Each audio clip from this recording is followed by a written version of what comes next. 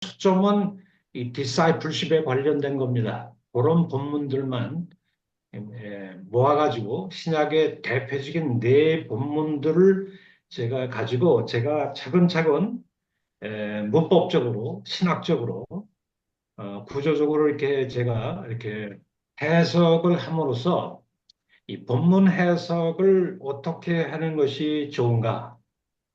신학학자로서 하나의 샘플 강의를 좀 하는 게 좀 좋겠다.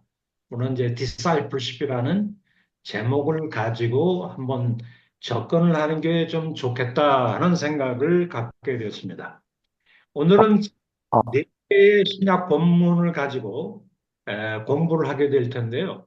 제일 첫 번째는 마가복음에 있는 본문입니다. 여러분 아, 마가복음 2장을 한번 참 펴보시죠. 여러분 다 성경 가지고 계시죠? 네. 아,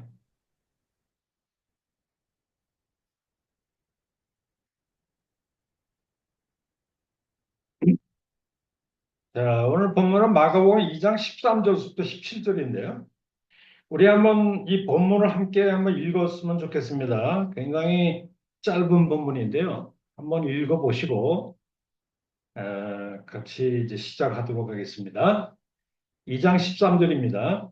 예수께서 다시 바닷가에 나가심에 큰 무리가 나왔거늘 예수께서 그들을 가르치시느라 또 지나가시다가 알페오의 아들 레위가 세관에 앉아 있는 것을 네, 보시고 잘 보시고, 그에게 이르시되 나를 따르라 하시니 일어나 따르니라.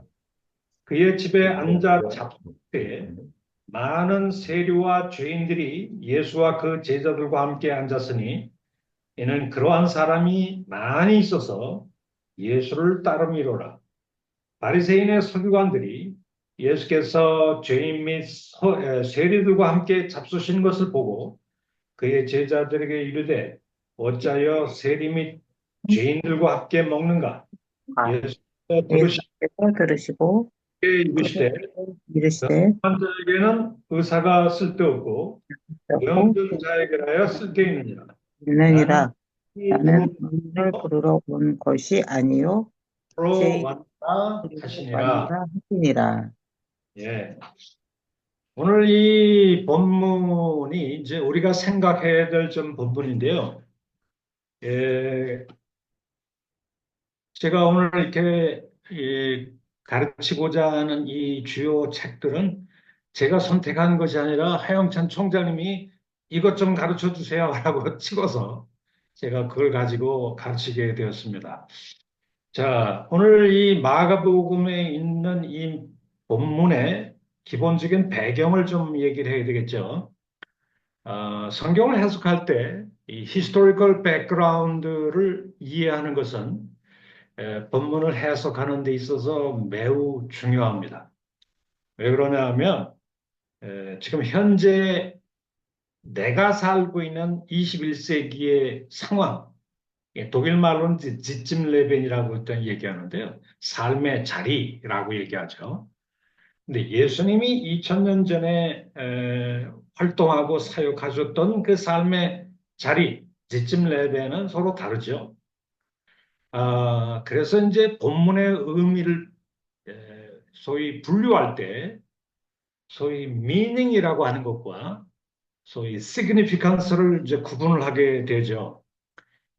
성경 본문을 이해할 때 영어로 얘기하면 what it meant 2000 years ago 2000년 전에 그 본문이 뭘 의미했었느냐 뭐 이런 걸 이제 historical meaning과 연관된 것이죠. 근데 이제 두 번째 우리가 살펴야 될 것은 what it means for today. 그것이 현재 나에게 어떤 의미가 있느냐라고 하는 그 부분을 우리는 이제 present significance, 현재적인 의의를 찾는 거라고 볼 수 있겠습니다. 이 meaning과 의미와 의의의 연관성이 뭘까요? 우리가 이제 과거를 공부할 때 우리 우리 현실 목회자들이 설교할 때는 본문의 그 역사적인 의미를 잘 살피지 않고 그냥 곧바로 이렇게 현대 나의 삶으로 그냥 직접 적용을 하다 보니까 본문의 의미에서 떠난 딴 얘기를 할 때가 좀 많이 있거든요. 제가 아주 한 25년 전인가요? 강남에 반포교회라고 하는 데가 있어요. 홍정길 목사님이 사역하시던 그런 곳인데 어떤 목사님이 주일날 설교를 하시더라고요. 홍정길 목사님 어딜 가셨나 봐요. 담임 목사님이. 근데 시편에 다윗이 흘린 눈물에 관한 장면인데요. 뭐 그걸 가지고 이게 설교를 하시더라고요.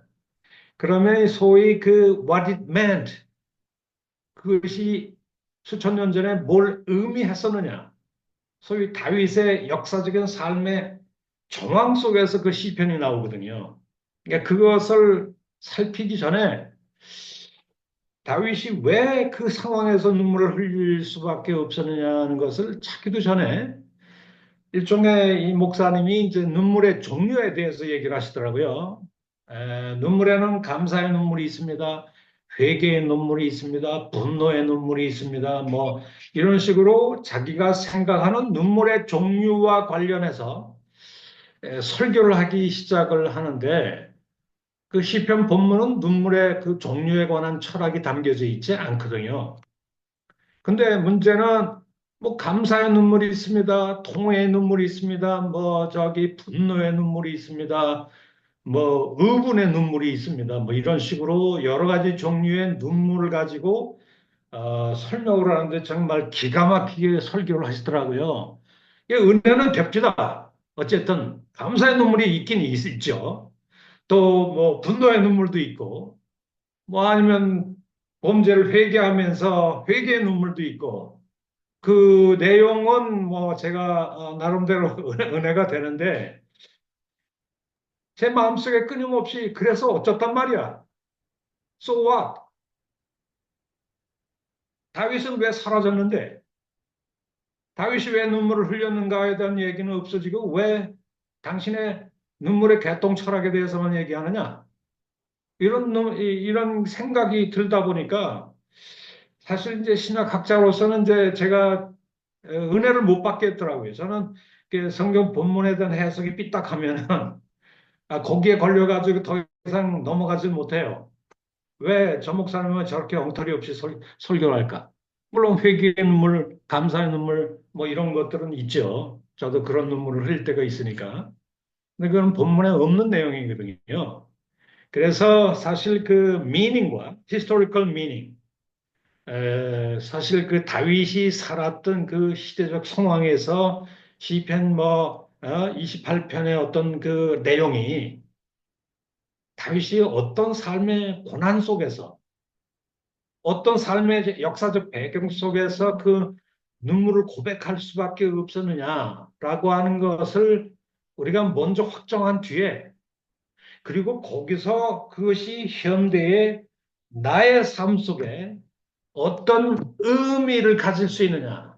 이제 present significance를 거기서 찾아야 되죠. 그러면 meaning과 significance는 meaning은 하나의 토대와 같은 것이고요. significance는 그 meaning의 historical meaning에서 연장선상에서 일종의 적용된 의라고 말할 수가 있겠죠. 그런데 현대 그 설교학을 우리가 들여다보면 이 전통적인 설교학과 최근에 나와 있는 신설교학이라는 게 있습니다. New Homiletic이라고 하는데요. 레독스라든지 아니면 요즘에 이제 굉장히 유명한 신설교학 그 학자들이 있거든요. 뭐 통합 측이나 이런 쪽에 가보면 거의 설교학이 신설교학에 뿌리를 두고 이렇게 강의를 한다고 그래요.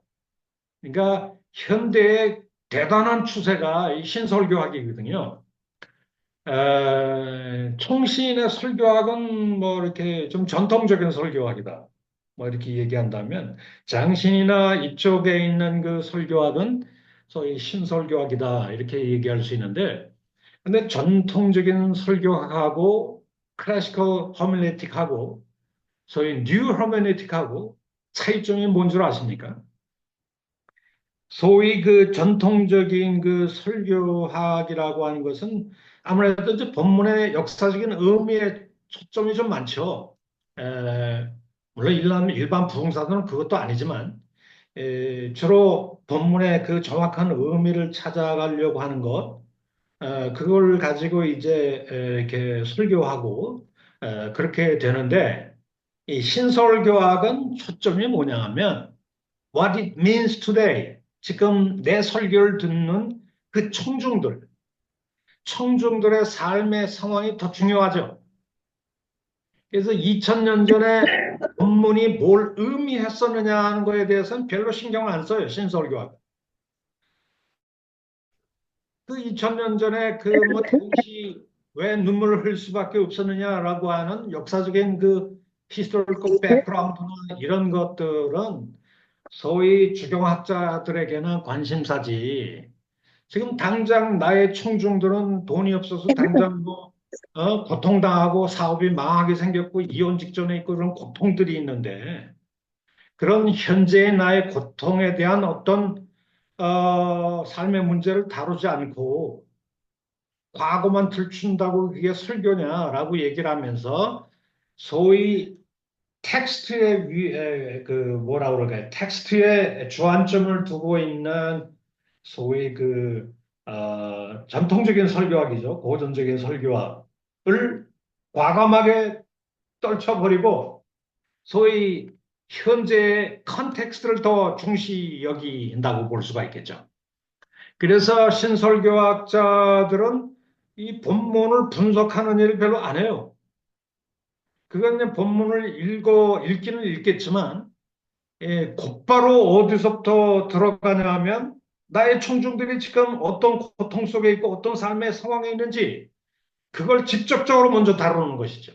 그래서, 저 목사님이 지금은 나의 문제를 다루고 있구나, 나의 고통을 알고 있구나, 그것을 이제 느끼게 해주고, 그래서 컨텍스트, 현재 나의 삶 속에서 소위 그 과거로 들어가서 과거의 본문, 역사적 본문을 뭐 던져놓긴 하지만 그 본문을 네 스스로 결정해. 해석은 각자의 청중들의 몫이야. 그리고 그 본문에 대해서 이래라 저래라는 결론도 내리지 않겠어. 네가 스스로 결론을 내려야 돼. 그러면서 소위 현재적인 컨텍스트로부터 바로 들어가서 그리고 이 삶의 여러 가지 그 어떤 삶의 그 옵션들이 있잖아요. 이런 옵션 저런 것들이 있는데 나는 결론을 얘기하지 않을 거야. 결론은 네 몫이야. 나는 그냥 도전만 할 거야. 막 이런 식의 설교가 본문 중심보다 컨텍스트 중심이 신설교학의 대단한 특징이라고 볼 수 있겠죠. 그래서 신설교학의 가장 큰 문제점이 뭐냐면 본문에 어떻게 보면 우리의 그 삶의 중심성, 하나님의 말씀이라고 하는 거, 하나님의 그 말씀의 절대적인 권위, 영감된 거, 그 결국 현재적인 나의 삶의 최종적인 이 발언권을 가지고 있는 것은 예수님의 역사적인 말씀이다. 이런 그 존중심이 신설교학엔 없어요. 그러니까 성경이 하나님의 조망무한 하나님의 말씀이다. 그런 캐캐묵은 얘기하지 마라. 그것은 그냥 참조사항이야, 참조사항. 참조사항이고 절대적인 오토리티를 가지고 있는 것은 너의 삶 자체야. 이것이 오늘날 신설교학의 가장 큰 문제점이죠.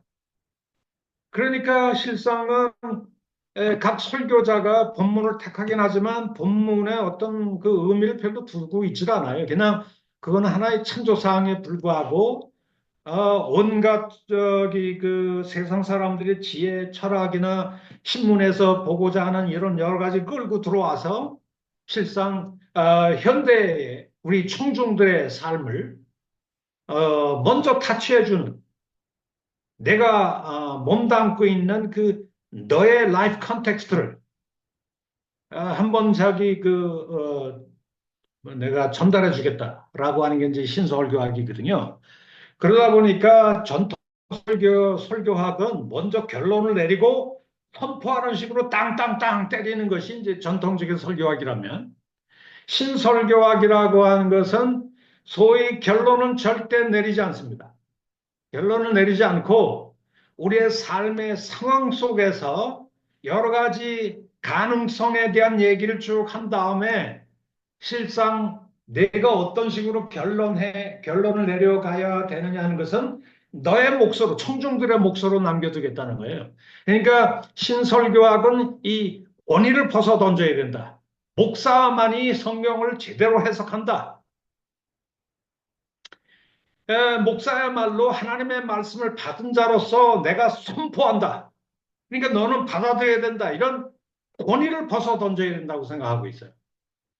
당신이나 나나 뭐 비슷하다. 다 똑같은 실존적 고민을 가지고 있는 사람이기 때문에, 그러니까 우리 전통적인 설교학은 결론을 빵 때려놓고 우리의 삶의 문제로 이렇게 쭉 풀어가는 연역적인 인덕티브 어프로치가 좀 강하다고 한다면, 이 신설교학에 있는 사람들은 좀 추론적이라고 말할 수 있겠죠. 귀납법적이라고 말할 수 있어요.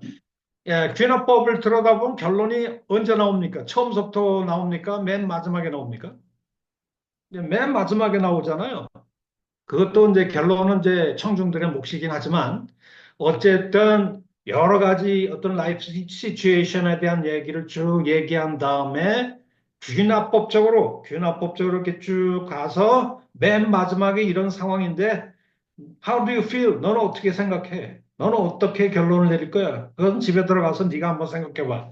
뭐 이런 식의 생각을 하다 보니까 일종의 요즘에 신설교학자들이 쓴 뭐랄까요? 럭이라고 하는 사람이 유명한 책을 하나 썼는데, 권위를 벗은 자처럼이라고 하는 책을 썼어요. 권위를 벗어야 돼. 목회자로서 이렇게 선포하는 식으로 내가 내 인생의 모든 걸 내가 다 가지고 있어. 나는 선포할 거야. 나는 하나님 말씀을 대변하는 사람이, 그런 권위를 다 벗어 던져야 된다라고 생각하는 게 요즘에 신설교학인데, 이런 신설교학을 장신이라든가 소위의 한신이라든가 서구의 자유주의 신학교들이 전부 다 이런 신설교학을 가지고 있어요.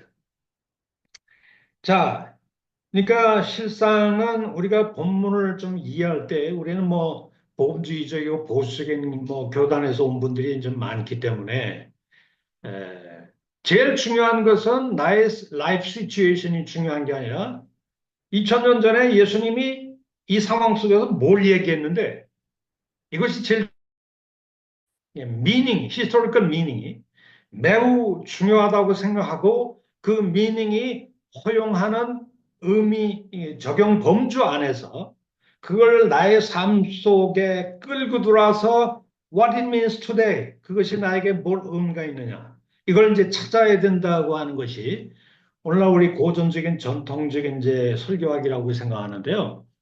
저는 신설교학을 뭐 장점은 있죠. 아무래도 현대인들의 삶의 상황에 굉장히 무게중심을 많이 두고 있다고 하는 거. 사실 이제 전통적인 그 설교자들, 뭐 이런 분들은 사실 나의 삶에 이 말씀이 어떻게 적용되느냐, 무슨 의미가 있느냐, 이런 것들에 대해서는 조금 취약한 편이죠. 우리는 분석은, 저도 그래요. 뭐 성경학자니까 본문 분석하고 역사적 의미를 찾는데, 뭐 어떤 때는 7, 80%를 거기다가 다 부여를 하고 마지막에 와서야 간단하게 이제 삶의 상황에 적용하는, 그게 아마 1, 20%, 그것도 좀 많다고 볼 수가 있겠죠. 근데 오카는 목사님을 보니까 그거는 이제 적용하는 것을 한 3, 40%는 하더라고요. 그런 그 특징을 제가 한 1년 좀 다녀봤는데, 어쨌든 신설교학자들에게 좀 배워야 된다고 하는 것은 이 삶의 상황 속에서 뭔가 터치를 해줘야 된다. 나의 삶의 상황에 좀 터치를 해줘야 된다라고 하는 것은 좀 배울 만한 점이라고 생각이 듭니다. 그럼에도 신설교학자들의 치명적인 문제점이 뭐냐면요. 내가 이 나의 삶에 이것을 어떻게 적용하고 이 나의 삶을 컨트롤하고 나의 삶을 변화시키고 라고 할 수 있는 그 최종적인 권한은 역사적인 예수님의 말씀에 있어요. 이 말씀을 떠나가지고는 적용 자체가 불가능해요. 역사적인 그 의미와 관계없이 나의 삶만 이렇게 적용해 주는 것은 엉뚱한 자기 자신의 어떤 개똥 철학을 얘기할 가능성이 많죠. 자기 평상시에 누리는 어떤 주관적인 생각을 떠들어댈 가능성이 많죠. 그렇기 때문에 실상 역사적인 그 의미를 찾는 거, 이거는 굉장히 우리 설교의 토대, 우리 삶을 변화시키는 토대가 된다라고 하는 것을 우리가 좀 얘기할 수 있을 것 같고요. 그리고 저는 이제 영국에서 공부할 때 그 아주 유명한 그 독일의 신학학자인 루드 불트만에 대해서 석사학위 논문을 썼어요. 그의 신학 해석학이라고 하는 그 어, 석사학위 논문을 써서 제가 석사학위를 받았는데 대상은 이제 루드 불트만의 이제 신학 해석학이죠. 근데 그분의 그 이론들이 뭐 비신화라든가 실존주의 해석, 역사 비평 뭐 이런 것들은 너무나 급진적이기 때문에 한때 서구를 풍미했던 도저히 우리가 받아들일 수 없는 그런 그 해석학적인 이론들이죠. 뭐 주로 저는 이제 비판을 많이 했지만 근데 그럼에도 불구하고 불트만이 뭐 좀 배울 만한 쓸만한 얘기 하나 한 가지 하고 있더라고요. 그 내용이 뭐냐면 이 본문이 있는데 우리 현대인들이 또 현대인은 목사들이 본문을 분석하고 또 뭐 이렇게 해석하고 또 여러 가지를 이제 그 저기 강해도 하고 막 그러잖아요. 그러니까 본문은 일종의 현대를 살아가는 내가 분석하고 해석하는 거죠. 그래서 본문을 어떤 경우에는 뭐 난도질도 하고 분석도 하고 쪼개발기기도 하고 그러면서 이 본문을 해석하는 나의 권한이 굉장히 이렇게 극대화시키는 것들이 있지만 그러나 진정한 해석은 어디에서 일어나느냐? 이 본문에서 나타나는 진정한 의미는 어디서 나타나느냐? 현대인이 본문을 어떻게 해석하느냐는 것도 중요하지만 내가 본문을 막 해석하고 이리저리 분석하고 비평하고 뭐 하는 과정 속에서 어느 단계에 들어가 보면 내가 본문을 해석하는 것이 아니라 거꾸로 본문이 나를 해석하기 시작한다는 거예요. 여러분들이 그 본문이 나의 가슴을 두들기고 내가 지금 어떤 상황에 빠져 있는지를 정말 냉철한 빛 가운데서 나를 갖다가 분석해주고 본문이 나를 오히려 그냥 만천하에 드러내서 내가 얼마나 죄악 가운데 있는지, 얼마나 하나님을 떠나 있는지, 얼마나 이기적이고 얼마나 정욕적인지 그 본문이 살아 꿈틀거리는 걸 느끼면서 본문이 나를 해석해 준다는 거죠. 이게 많은 현대인들이 뭘 착각하고 앉아 있는 내가 본문을 해석한다. 교만한 마음을 가지고 이리저리 분석하고 막 하고 있지만 물론 해석의 전 단계에서는 내가 해석하는 거죠.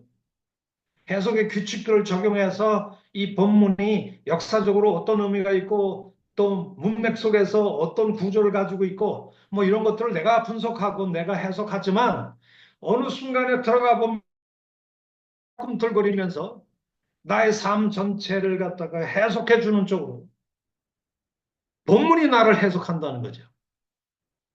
그래서 본문 속에서 말씀하시는 하나님을 만나야 된다. 말씀이 살아 꿈틀거리고 나의 가슴을 방망이 치고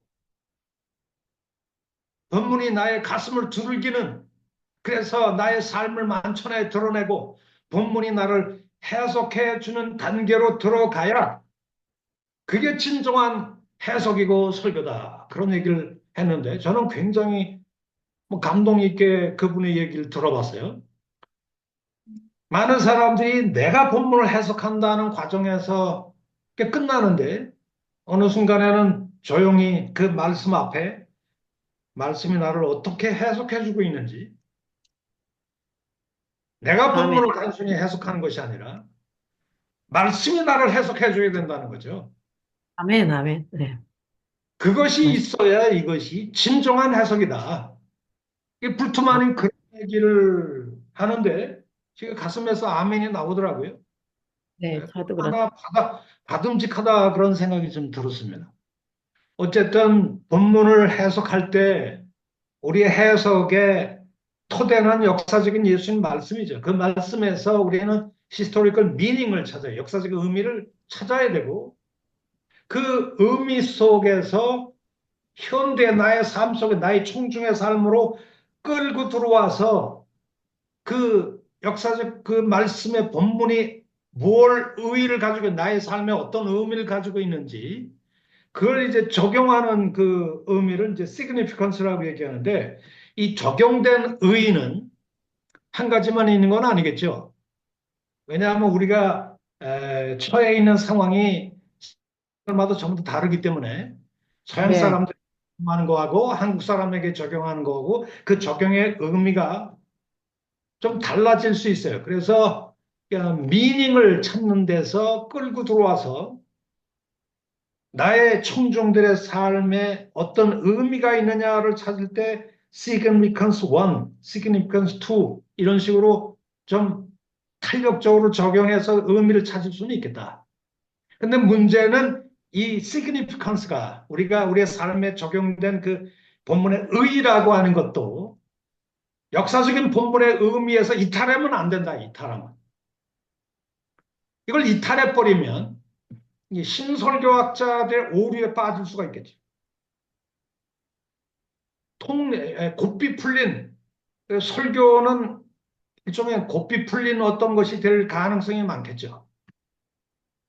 그래서 내가 이 본문의 이 원래 역사적 의미에서 이걸 끌고 들어와서 나의 삶에, 내 청중들의 삶에 이 의의를, 삶의 의의를 이렇게 저렇게 이제 적용을 할 수 있는데 우리는 끊임없이 이 나의 해석에 적용된 의미가 본문의 토대를 두고 있는지, 본문이 과연 허용하는 범주 안에 들어있는 그 적용된 의인지 거꾸로 늘 살펴보는 것이 좀 중요하겠다. 그런 생각을 좀 해봅니다.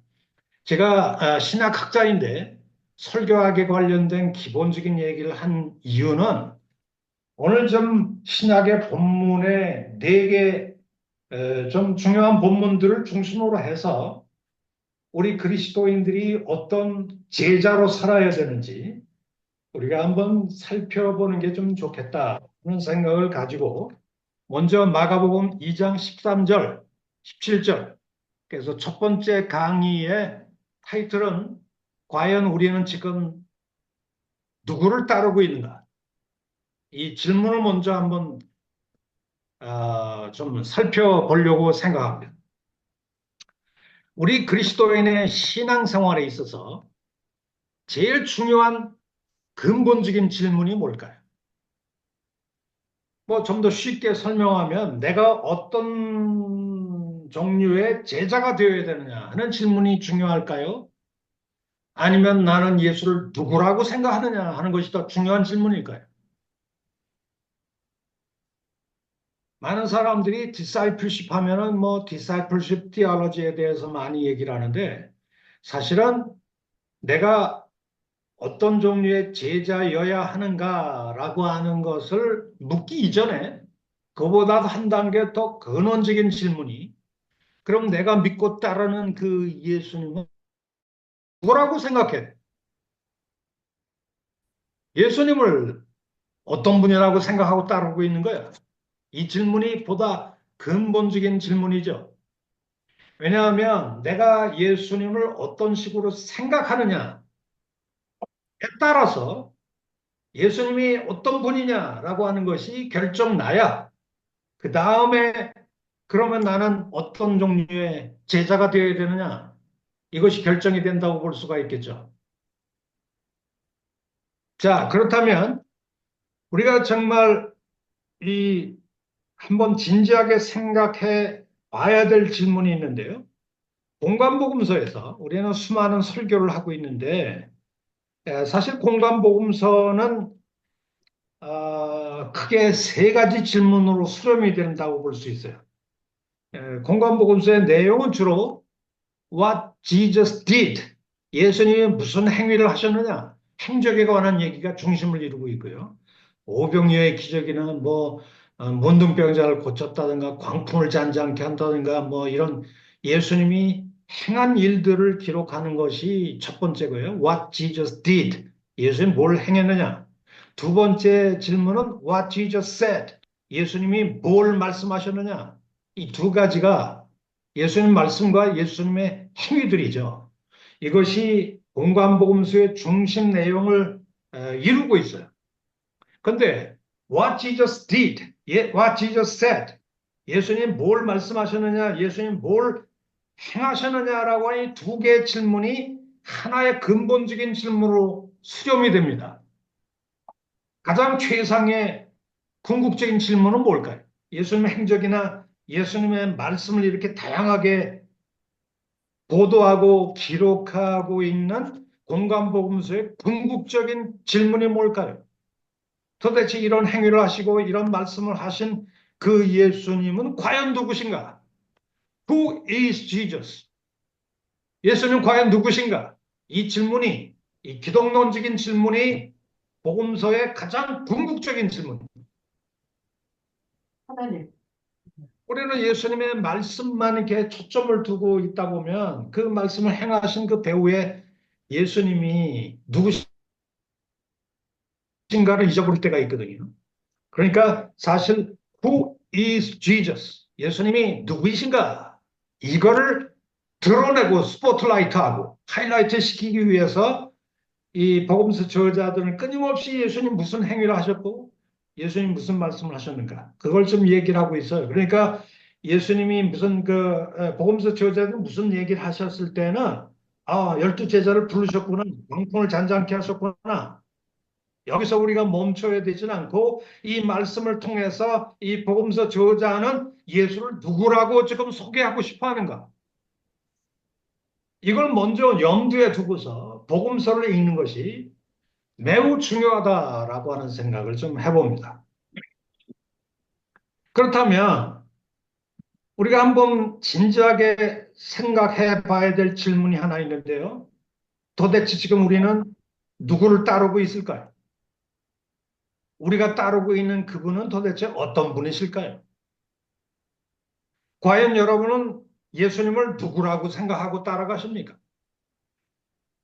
물론 우리는 저 입바른 소리로 뭐 나의 구원자다 뭐 이런 얘기를 많이 하고 있지만 사실은 사실 뭐 나의 죄를 위해서 죽으신 뭐 나의 구원자 뭐 이런 그 전통적인 조직 신학에서 얘기한 건 여러분들이 다 알고 있는 내용이기 때문에 오늘 이 시간에 좀 더 초점을 두고자 하는 질문은 2000년 전에 갈릴리를 배경으로 해서 제자들을 데리고 그렇게 먼지 날리는 길을 실제로 거니셨던 그 역사적인 예수님, 그분의 인간 됨됨이와 참 모습이 인간 예수로서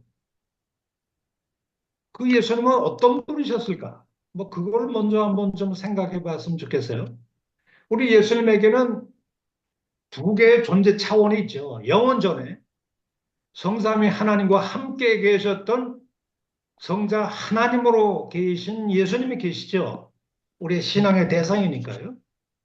근데 저는 그 질문을 마음속에 깊이 염두에 두면서도 그분이 우리 인류를 살리기 위해서, 구원하기 위해서 실제 우리의 이 역사 속에 삶과 삶의 고통과 절망과 슬픔과 좌절이 죄악으로 관영된 이 세상 속에 정말 혈과 육을 입으신 그 예수님, 인간 예수님으로 실제 오셨죠. 네.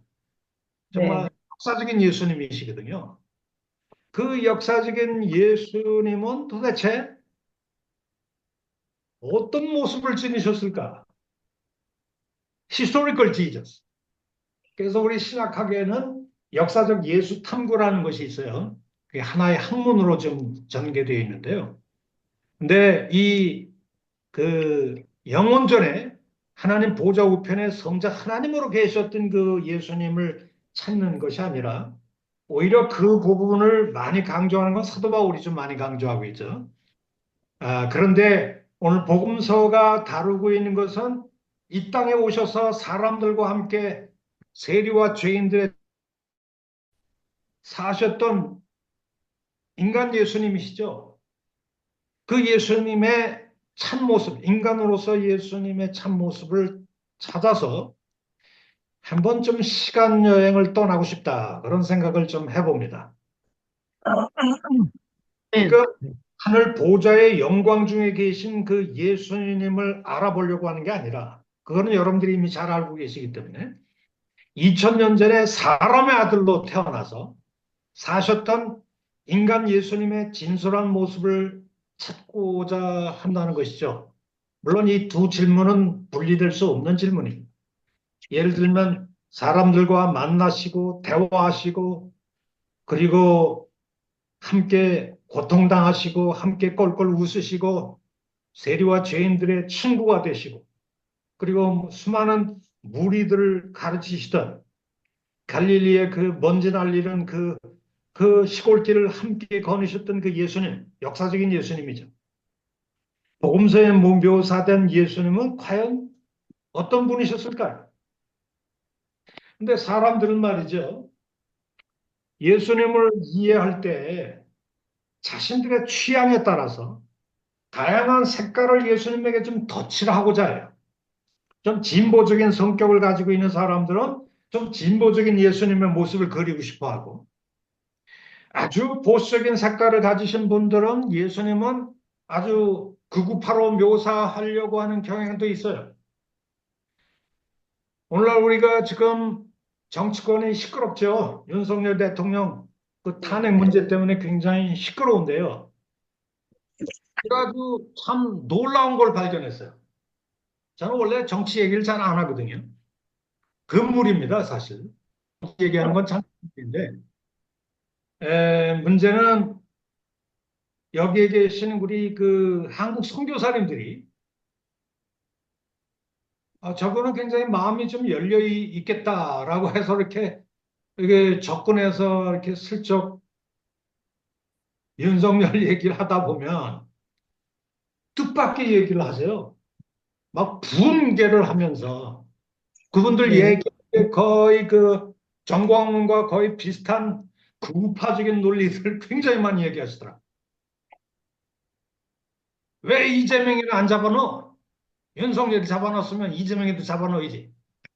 그리고 대통령인데 뭐 왜 고양이 쥐새끼야? 왜 그런 식으로 끌고 가서 체포하려고 그러는 거야? 그러면서 막 근데 우리 여기에 있는 내 제자들 가운데서도 근데 그분들이 때로는 호남 쪽에 사시는 분들, 호남 쪽에 그래도 참 민주당 쪽에 가까운 분들인데도 굉장히 극우적인 생각들을 가지신 분들이죠. 그래서 이분들한테 잘못 얘기했다가 제가 뼈다귀도 못 추리겠다. 그런 생각을 갖는데요. 제가 요즘에 느끼는 게 뭔지 아십니까? 예수님을 믿는 우리의 신앙보다 자기가 속해 있는 이 정치 파당의 논리가 더 심하다. 더 세다. 그런 생각을 갖고 있어요. 이제 그런 분들이 극우적인 생각을 가지신 분들이 예수님을 어떻게 생각할까요? 상당히 극우적으로 생각하고 채색할 가능성이 많죠. 또 뭐 민중 신학자들이나 뭐 이런 사람들이 예수님을 생각하면 또 그런 식으로 예수님을 찾아가려고 하는 경향이 많이 있어요. 그래서 이게 극단적으로 이게 발전이 되면 예수님을 국민의힘 쪽에 가까우냐 더불어민주당에 가까우냐 그런 식으로 오히려 거꾸로 생각할 수도 있겠죠.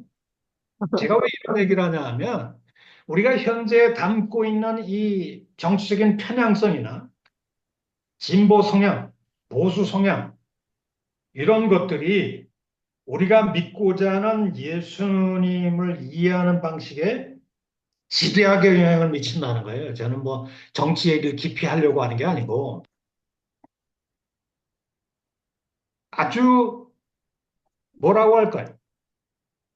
예수를 믿는 신앙이 더 강할까요?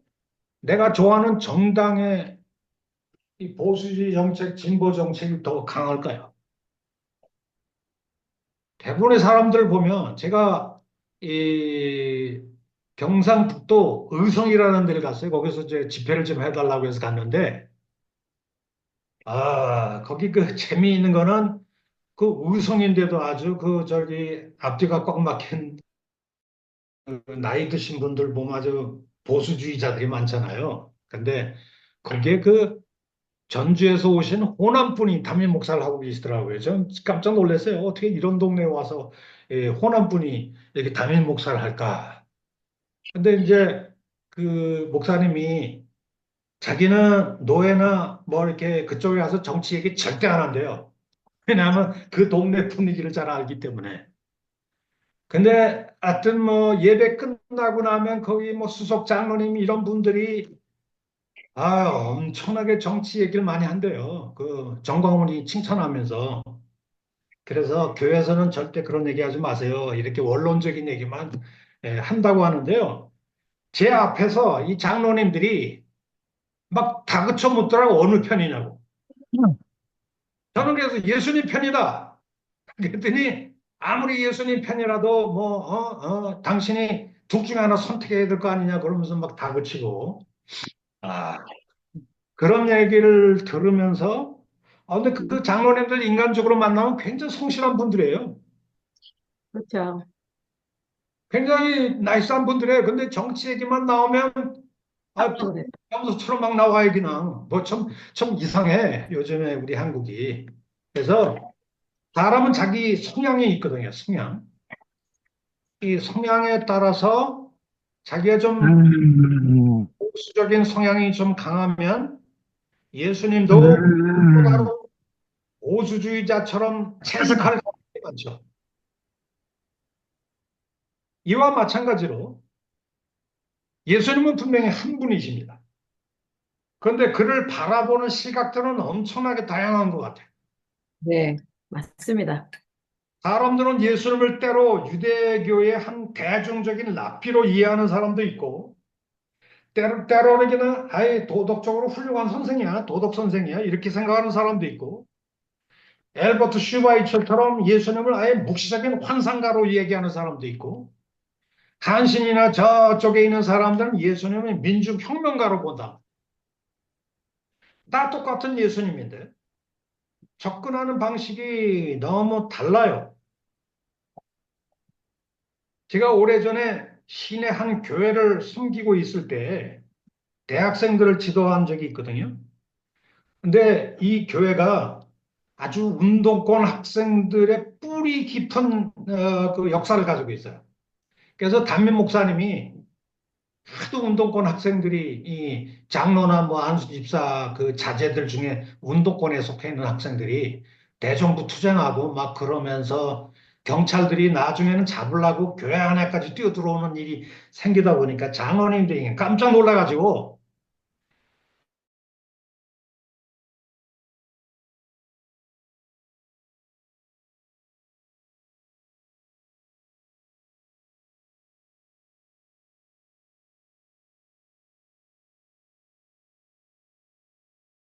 대학부를 좀 다시 되살려야 되겠다.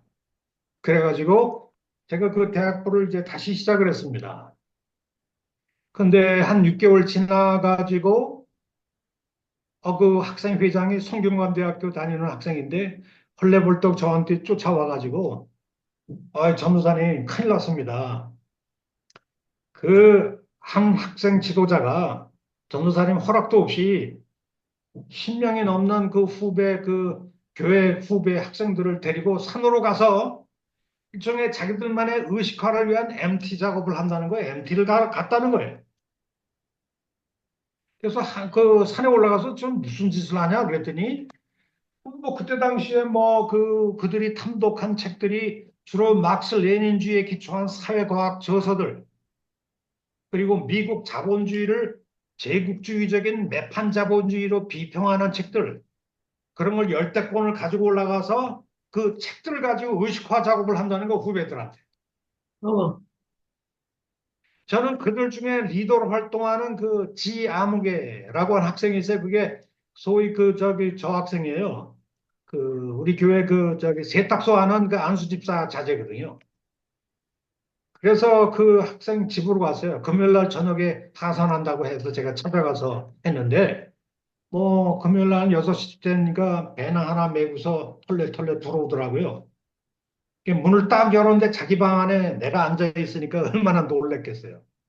그래서 앉아보라고. 야, 내가 단도직입적으로 하나 묻겠는데 너 도대체 예수를 믿냐, 안 믿냐? 제가 그걸 물었어요. 그 학생한테. 아니지. 그랬더니 한다는 말이 저 예수를 믿습니다. 그러더라고요. 근데 그 친구가 저한테 하나 아주 기가 막힌 얘기가 있어요. 그런데요, 제가 믿는 예수님은 전도사님이 믿는 예수님하고 종류가 틀립니다. 그래서 내가 그때 당시에 종류가 틀린 예수가 있는 걸 처음으로 알았어요. 그래서 제가 어째서 종류가 틀리냐? 이렇게 제가 물었더니 예수님이 이 시대, 그때만 해도 이제 전두환 시대거든요. 이 예수님이 이 시대에 다시 오신다고 해도 가난한 자들을 착취하는 이 부자들, 그들과 결탁해 있는 권력자들 향하여 나같이 쇠파에 불 들고 화염병을 드시는 그런 예수님을 자기는 믿는다는 거예요. 그러면서 하나님, 이런 쇠파에 불 들고 화염병을 던지는 그 예수님을 전도사님 안 믿으시죠? 이렇게 묻더라고요. 그러니까 종류가 틀리죠.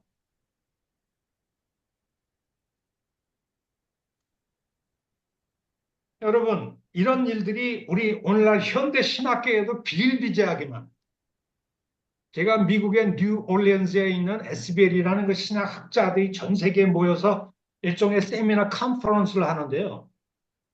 뭐 세계 전역에서 오는 그 유명한 PhD하고 뭐 교수급에 있는 사람들이 다 논문 발표를 하잖아요. 그 논문 발표를 하면서 제가 깜짝 놀랐어요. 우리처럼 성경의 권위를 믿는 그런 그 신학교는 그렇게 많지 않아요. 어머, 어떻게. 전부 다 자유주의적이에요. 그들이 와서 하는 얘기가 뭐냐면 예수님은 일종의 오래전에 살았던 일종의 도덕 선생, 종교가 뭐 이런 식으로 생각을 해요. 하나님의 아들로 믿는 사람은 없어요. 그냥 신학학을 일종의 종교학으로 공부하는 거예요. 담배 빠끔빠끔 펴가면서. 제가 공부했던 영국의 그 아버딘 대학교에 소위 그 조직신학 교수가 T.F. 토런스인데요. 그리고 구약학자도 있어요. 그 구약학자는 교회 안 다녀요. 구약을 왜 공부하느냐? 그냥 고대 종교학으로 배운다는 거예요. 지금도 그런 사람 많아요. 네. 그 강의실에 말이죠. 자기 이거 불독구 같은 걸 끌고 들어와서 여기다 묶어놔요. 그리고서 이 긴 파이프 뻐끔뻐끔 펴가면서 뭐 이 구약에 있는 이야기들을 그냥 난도질해요. 그냥 종교 사학 비평, 뭐 편집 비평, 양식 비평, 뭐 역사 비평, 온갖 비평을 다 끌어들여서 이스라엘의 종교는 고대 바빌론 종교에서 파생된 하나의 그런 종교다라고 생각하는 인식을 가지고 구약을 다 공부하고 뭐 이사야 전반부만 이사야 썼고 후반부는 드테로 아이사야. 그래서 이사야가 쓰지도 않았고 뭐 제3의 위작이다. 뭐 그런 얘기들 더 온통 하고 앉아 있단 말이에요. 고고학을 연구했다면서 그렇게 얘기하대요. 고고학을 연구했대요. 예. 그리고 한국의 연세대학교가 신학과가 있잖아요. 연세대학교. 근데 제가 아버지네서 공부할 때 연세대 신학과에서 온 친구가 하나 있어요. 신나무계라고 하는 학생인데 그 구약 그 교수님 있잖아요. 뭐 교회도 안 간다는 그 교수 밑에서 소위 그 역사서를 가지고 박사학위 논문을 받았어요. 근데 그 아버디네는 한인 교포가 많지 않아서 교회가 없어요. 한인 교회가. 그래서 몇몇 사람들이 우리 주일날 예배를 봐야 되니까 모여서 예배를 보자. 그래서 나도 모이고 총신 출신 몇 명 더 모이고 그 연세 출신도 모이고 뭐 장신에서 온 애들도 모이고 해가지고 예배를 받는데 다 뭐 목사, 전도사니까 한 사람만 설교할 수 있어요. 돌아가면서 설교를 했는데 그 연세대학교에서 온 친구가 설교하는 날이에요, 주일날. 근데 거기 군인 가족들도 왔어요. 그 국방대학원에서 뭐 박사학위 하러 온 그 군인 가족들 다 예수 잘 믿는 사람들이에요. 군인 교회 다니던 사람들인데 제가 뭐 사이드 얘기해서 참 죄송한데 어쨌든 설교를 하는데 이런 설교를 하더라고요. 무슨 설교를 하는 줄 아세요? 아유, 천국이 있는지 없는지는 죽어가 봐야 아는 거고, 어? 일반 사람보다도 못하네요. 천국이 있는지 그걸 누가 합니까? 어? 무정경 같은 얘기하는 거 아니에요? 무정경. 그리고 하나님 말씀이 뭐 하나님 말씀인지 아닌지 누가 합니까? 그러면서 뭐, 아니 뭐 설교하는 시간에 이런 얘기를 하니까 그 군인 부인인 한 권사님이 계신데 아니, 전도사님 그러시면 안 돼요. 그러면서 옆에서 붙들고 오히려 이 권사님 평신도들이 오히려 위로를 해주고 있어요. 그렇게 예수 믿으면 안 된다고. 얼마나 웃깁니까? 여러분, 이게 웃기는 얘기 같아요. 세계 신학계에 가보세요. 이런 일들이 비일비재하게 나타나요. 그래요. 이 본문을 더 이상 잘 안 믿어요. 하나님 말씀으로. 맞아요. 그러니까 그런 사람들은 아직도 신학교에서 예수를 그냥 민중의 투사로 그냥 고대 그냥 종교 랍비 중에 한 사람으로 네, 도덕 그렇죠. 선생으로 응. 그렇게 이해하는 거예요. 어떤 사람은 슈바이처 같은 사람은 묵시적인 망상가라고 생각하고 있어요. 그러니까 자기의 어떤 그 인식에 따라서 예수님에게 다양한 자기 자신의 인간적인 칼라를 덧입혀가지고 아, 예수님은 나보다 더 어떤 사람은 그래요. 어떤 사람은 예수님은 나보다 더 아주 극우파적인 보수주의자로 묘사하고 어떤 사람은 예수를 그냥 자기가 생각한 것보다 훨씬 진보주의적으로 묘사하거나 이런 경향이 오늘날 많이 있어요. 저는 이런 얘기를 해봐요. 저는 제일 싫어하는 사람이 정광훈인데요. 정광훈이가 믿는 예수님은 어떤 예수님일까요? 그 교회 다니는 사람은 정광훈이가 뭐 빤스 얘기하고 온갖 얘기하고 예수님 까불지만 나한테 죽어 뭐 이런 얘기를 하더기는 아멘 할렐루야 하고 와 있는데 도대체 정광훈이라는 사람 믿는 예수님은 누굴까요? 가서 물어보세요. 예수 믿냐고. 아, 자기 믿는다고 그래요. 근데 성경이 얘기하는 실제 예수님하고 얼마나 괴리가 있을까? 그거 한번 생각해 보셨어요?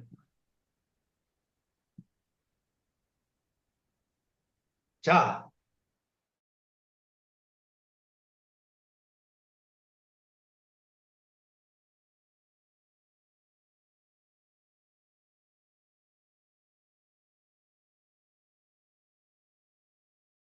분이셨을까요? 아니면 진보적인 분이셨을까요?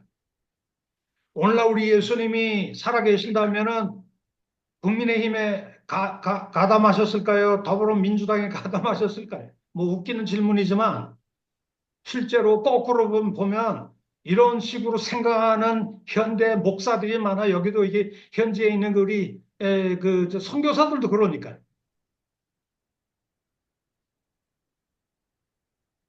인간적으로는 굉장히 그 근엄한 분이셨을까요? 아니면 다정다감한 분이셨을까요? 근데 우리가 예수님을 어떻게 생각하느냐에 따라서 우리가 어떤 그리스도인이 되어야 하는가가 결정이 됩니다. 내가 어떤 제자인가 한 것보다 더 중요한 질문이 있어요. 그것은 나는 예수님을 누구라고 생각하고 따르고 있는가? 내가 믿는 예수님은 도대체 어떤 예수님이실까? 예수님을 어떻게 이해하는가에 따라서 내가 어떤 그리스도인으로 제자로 살아야 하는가가 결정이 되겠죠.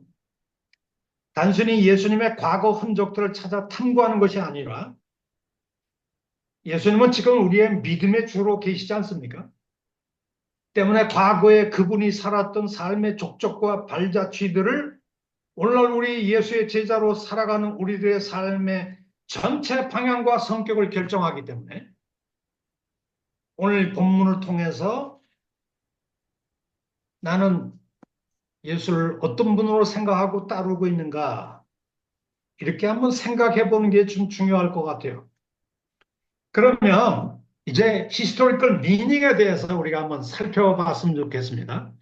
1세기 유대 사회에 비쳤던 그 역사적인 예수님은 도대체 그 사회에 어떤 모습으로 비치셨을까요? 오늘 우리의 본문, 뭐 13절에서 17절이 짧은 본문이지만 이 질문에 좀 대답해 주지 않을까 생각을 합니다. 예수님이 오늘 본문을 보면 2장 여기 그 13절에 보면 예수께서 다시 바닷가에 나가셔서 말씀을 전하셨다라고 되어 있는데요. 공생의 초기죠. 공생애를 시작한 지 며칠이 안 지났을 때 예수께서 갈릴리 바닷가에서 가까운 소위 가버나움 세관, 아마 그 로마 정부가 식민 통치하면서 식민 통치의 가장 중요한 목표가 식민지로부터 세금 뜯어내는 거거든요. 그래서 각 지역마다 관할 세무서를 많이 뒀어요, 로마 정부가. 근데 문제는 그 세무서에서 실제 일하는 사람들은 뭐 핵심 보직은 로마 사람들이겠지만 밑에서 세금 징수원들은 주로 유대인들 중에서 주로 썼거든요. 그러니까 오늘 본문에 나오는 이 세리도 일종의 오늘 그 우리 일제시대로 말하면 친일파와 같은 사람이다 이렇게 볼 수 있겠죠. 친로마 세력으로 분류되는 사람이죠. 로마 제국이 이 친로마 제국에 빌붙어서 로마 제국을 위해서 헌신적으로 일해 줄 수 있는 그런 여러 가지 사람들을 세리로 아마 앉혔을 거예요. 근데 이 세리가 가버나움 세관에서 일을 하고 있었는데 실상 오늘 본문 말씀을 보니까 예수님이 다시 바닷가에 나가셨을 때 큰 무리가 예수들 앞에 몰려들기 시작했습니다. 아마 그 전날 뭐 정말 그 엄청난 그 기적을 많이 베푸셨거든요. 어떤 기적을 행했냐 하면 뭐 귀신을 쫓아내는 기적을 했고 시몬의 장모의 집에 들어가서 열병에 걸려 있는 시몬 장모도 고치고 뿐만 아니라 뭐 여러 가지 일들을 하기 시작하니까 여기 1장 33절에 해가 저물 때까지 모든 병자와 귀신 들린 자들을 예수께 데려왔더니 온 동네가 그 문 앞에 모였더라 이렇게 돼 있어요. 그러니까 공생의 초기서부터 어마하지만 그 군중들이 예수님 주변에 몰려들기 시작했던 것 같아요. 당시에 뭐 병원도 없는 시절이니까 뭐 이런 그 놀라운 기적, 치유 기적들, 귀신 축출하는 일들이 있었어요. 그래서 34절에 예수께서 각종 병이 든 많은 사람들을 고치시며 많은 귀신을 내쫓으시되 귀신이 자기를 알므로 그 말하는 걸 허락하지 않았다라고 얘기했습니다. 근데 해가 저물어서 아마 시몬 장모 집에 머물렀는데 사람들이 아마 가지 않았던 것 같아요. 그래가지고 새벽이 되었을 때 오히려 사람들이 시몬의 장모 집에 그냥 완전히 웅성거리면서 이미 몰려들기 시작한 것 같아요. 이미 먼저 치유받기 위해서 그랬겠죠. 그리고 25절에 보면 예수님의 그 치유 기적만 놀라운 것이 아니라 예수님이 그때 당시에 뭐 30세 정도의 젊은 나이였는데 말씀에 권세가 있다라고 되어 있어요. 그래서 24절에 보니까 나사렛 예수께서 이렇게 가르칠 때 귀신이 막 그냥 떨면서 이렇게 절규하는 장면이 나오지 않습니까? 그때 다 놀라 서로 물어 이르되 이는 어찌미냐 권위 있는 새 교훈이로다. 더러운 귀신들에게 명한즉 순종하는 거 하더라. 그러면서 예수의 소문이 곧 온 갈릴리 사방에 퍼졌다라고 돼 있거든요. 그러니까 사역 초기서부터 예수의 그 치병 행적, 귀신 축출 사건, 놀라운 기적 행위들뿐만 아니라 그가 행하는 그 말씀 선포 사역이 동네 서기관과 바리새인들과 다른 어떤 굉장히 파워풀한 그 말씀이다 보니까 아마 예수님의 그 소문이 온 갈릴리에 뭐 순식간에 번지기 시작을 했던 것으로 생각이 됩니다. 그리고 그 며칠이 지나서 다시 바닷가에 나가셔서 말씀을 전했을 때 큰 무리가 예수님 주변에 몰렸다는 것은 뭐 이해가 충분히 됩니다. 근데 여러분들이 잘 알다시피 예수님은 어떤 공교육을 받은 적이 있나요, 없나요? 뭐 랍비 교육을 받았다든가, 랍비 교육 뭐 가말리엘 문화에서 공부를 했다든가. 그래서 가말리엘 문화에서 공부했기 때문에 예루살렘의 어떤 종교 지도자들의 어떤 신임장을 받아가지고 이 사람은 요즘 말하면 이제 목사 안수증거 같은 걸 받아가지고 뭐 유대교를 전파하는 선생으로 인정을 받았다는 어떤 외적인 신임장 없죠. 있어요. 그가 30세가 될 때까지 유일하게 나타나는 것은 자기 아버지 집에서 목수일을 했던 정말 나사렛 촌동네거든요.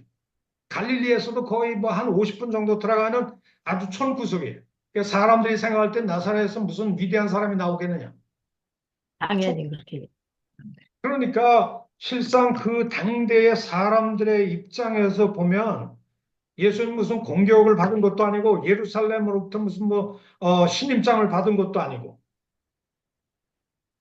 그냥 30세 청년 안에 아무것도 없는데 그런데 첫날서부터 그의 말씀이 당대 서기관과 바리새인들에게 찾지 못하는 엄청난 그 권위 있는 말씀이 선포되고 소만 하는 즈음에 병자가 낫고 중풍병자가 낫고 열병이 나가고 죽은 자가 살아나고 아마 굉장히 센세이션을 일으켰을 거라고 생각이 됩니다. 이게 네. 소문이 퍼지다 보니까 이 갈릴리 바닷가에 나가서 이제 말씀을 전했을 때 소문을 들었더니 세리도 뭐 궁금했지 않았겠어요. 그래서 아마 갈릴리 바닷가 짬을 내서 아마 찾아갔을 텐데 뭐 군중들 어깨 너머로 예수님 말씀 아마 들었겠죠. 아마 굉장히 감동을 받았을 거라고 생각합니다. 네. 그렇지만은 그때 당시에 세리라고 하는 사람이 사회적 지위가 굉장히 낮은 사람이었거든요. 그래서 오늘 마가복음 2장 15절 말씀을 한번 보세요. 그의 집에 잡수실 때 많은 세리와 죄인들이 이렇게 돼 있어요. 많은 세리와 죄인들이. 왜 세리와 죄인이 붙어 있을까요? 이런 거를 이걸 이제 문법적으로 중원법이라고 그래요. 핸디아디스. 네. 그래서 세리와 죄인이 따로 있는 것이 아니라 세리가 누구 그룹에 속해 있다는 걸 얘기하죠. 일종의 설명 보조건데요. 죄인. 그러니까 세리가 죄인 그룹에 속해 있다고 하는 걸 얘기하는 거거든요.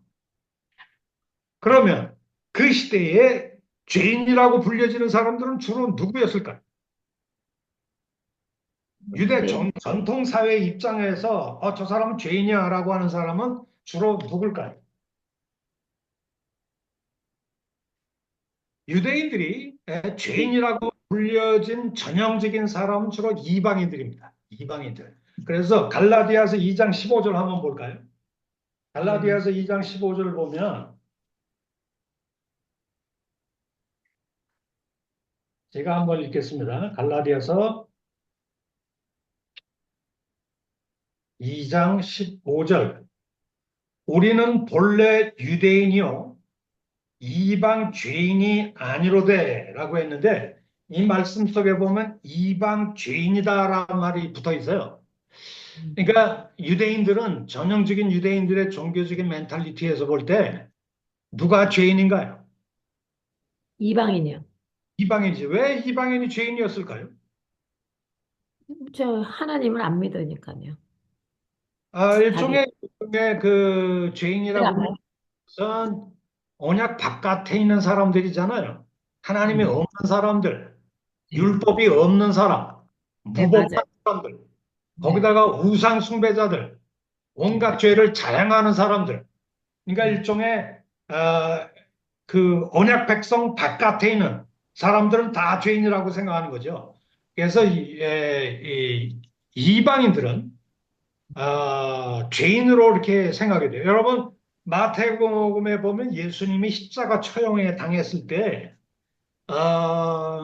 죄인들의 손에 넘기워 예수 처형을 당했다는 말씀이 나와요. 근데 누가복음에 보면 이 말씀이 뭐라고 나오는 줄 아세요? 죄인들에게 넘기워 예수님이 재판을 받고 집행이 됐다라고 하는 얘기가 누가복음서에는 이방인들에게 넘기워 집행을 당했다라는 말씀이 있어요. 그러니까 이방인들을 죄인 취급하는 것이 유대인 사회의 전형적인 멘탈리티죠. 율법이 없는 일종의 우상 숭배자들이니까. 근데 문제는 이 세리는 유대인이거든요. 왜 유대인이 죄인 취급당했을까요? 쉽게 말하면 세리가 이방 죄인 취급당했다는 얘기인데요.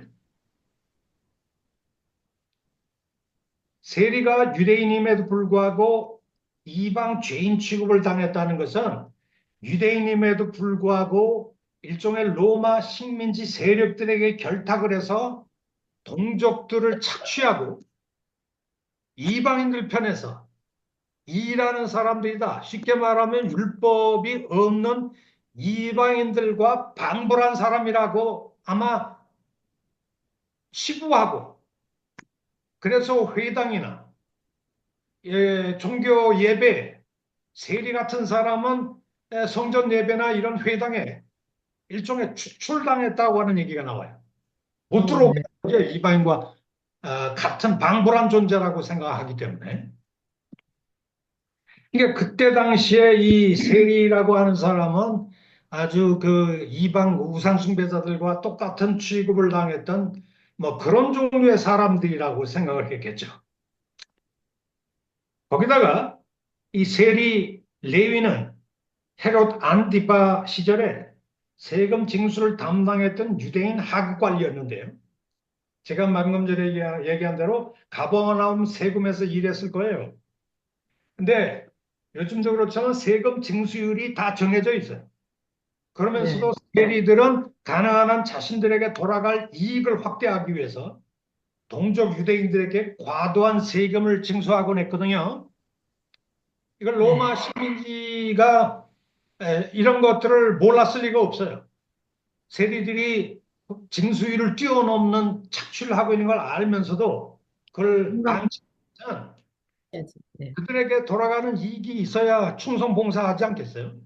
그렇죠. 다 이렇게 서로 짝짝꿍이 돼서 일했다고 볼 수밖에 없습니다. 따라서 그들은 식민지 지배자들에게 빌붙어서 동족 유대인들을 착취하고 하던 죄인들이고 요즘 말하면 이제 매국노와 같은 사람들이라고 볼 수 있겠죠.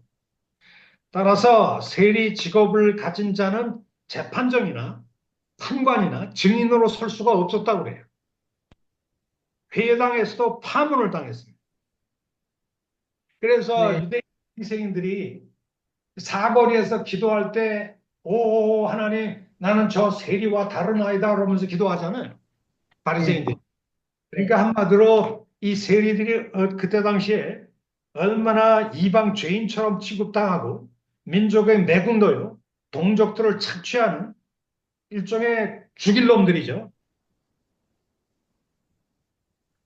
그래서 오늘 15절에 말씀드린 대로 세리와 죄인이라고 하는 표현이 같이 붙어 있는 것을 볼 수가 있다. 이렇게 볼 수가 있습니다.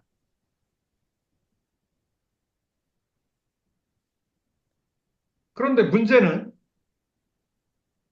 이런 것들이 길거리에서 세리를 만나면 유대인들이 뭐 대화를 하거나 인사를 했을까요?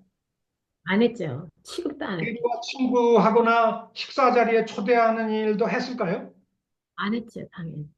뭐 거의 안 했을 거예요.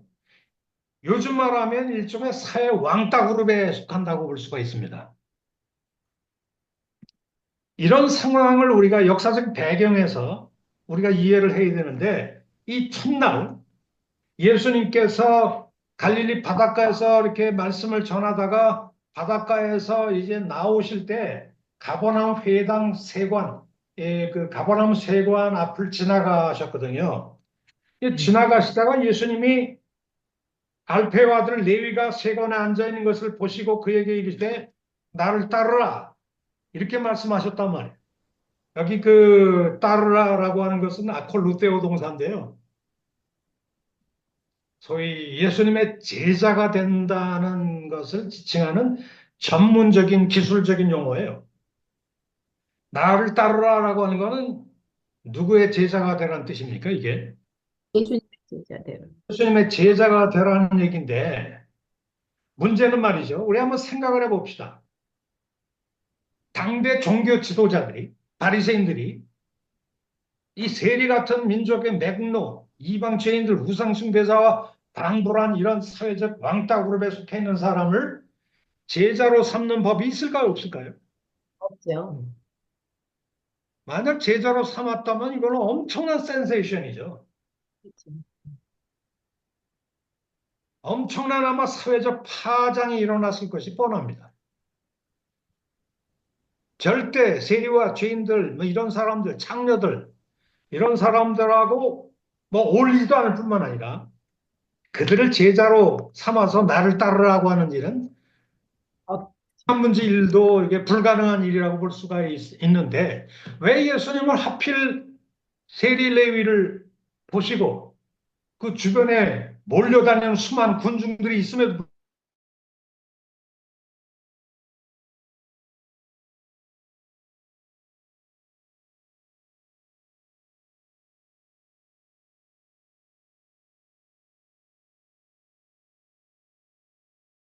사회에서 볼 때는 예수님은 어떤 사람일까요? 오늘 이 이단이죠. 시간은 2000 시간 여행을 떠나서 갈릴리를 네. 무대로 활동하셨던 그 예수님의 인간적인 진솔한 모습을 찾고자 한다고 제가 말씀드렸어요. 음, 과연 이 세리와 죄인을 나를 따라 나의 제자가 되라고 얘기하신 이 초청이 사회적으로 엄청난 파장을 일으켰을 것이 분명할 걸 예수님은 아셨을 거예요. 음, 재미있는 거는 여기 그 15절 말씀에 초반부에 뭐가 나옵니까? 그의 집에 앉아 잡수실 때라는 말씀이 나오는데 세리 레위가 나를 따르라는 말을 듣고 예수님과 그 제자들을 자기 집으로 초청을 한 것 같아요.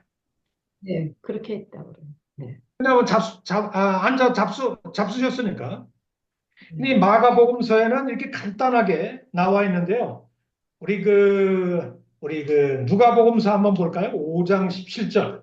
똑같은 평행절인데 거기는 좀 더 자세하게 언급이 되어 있습니다. 누가복음 5장 17절.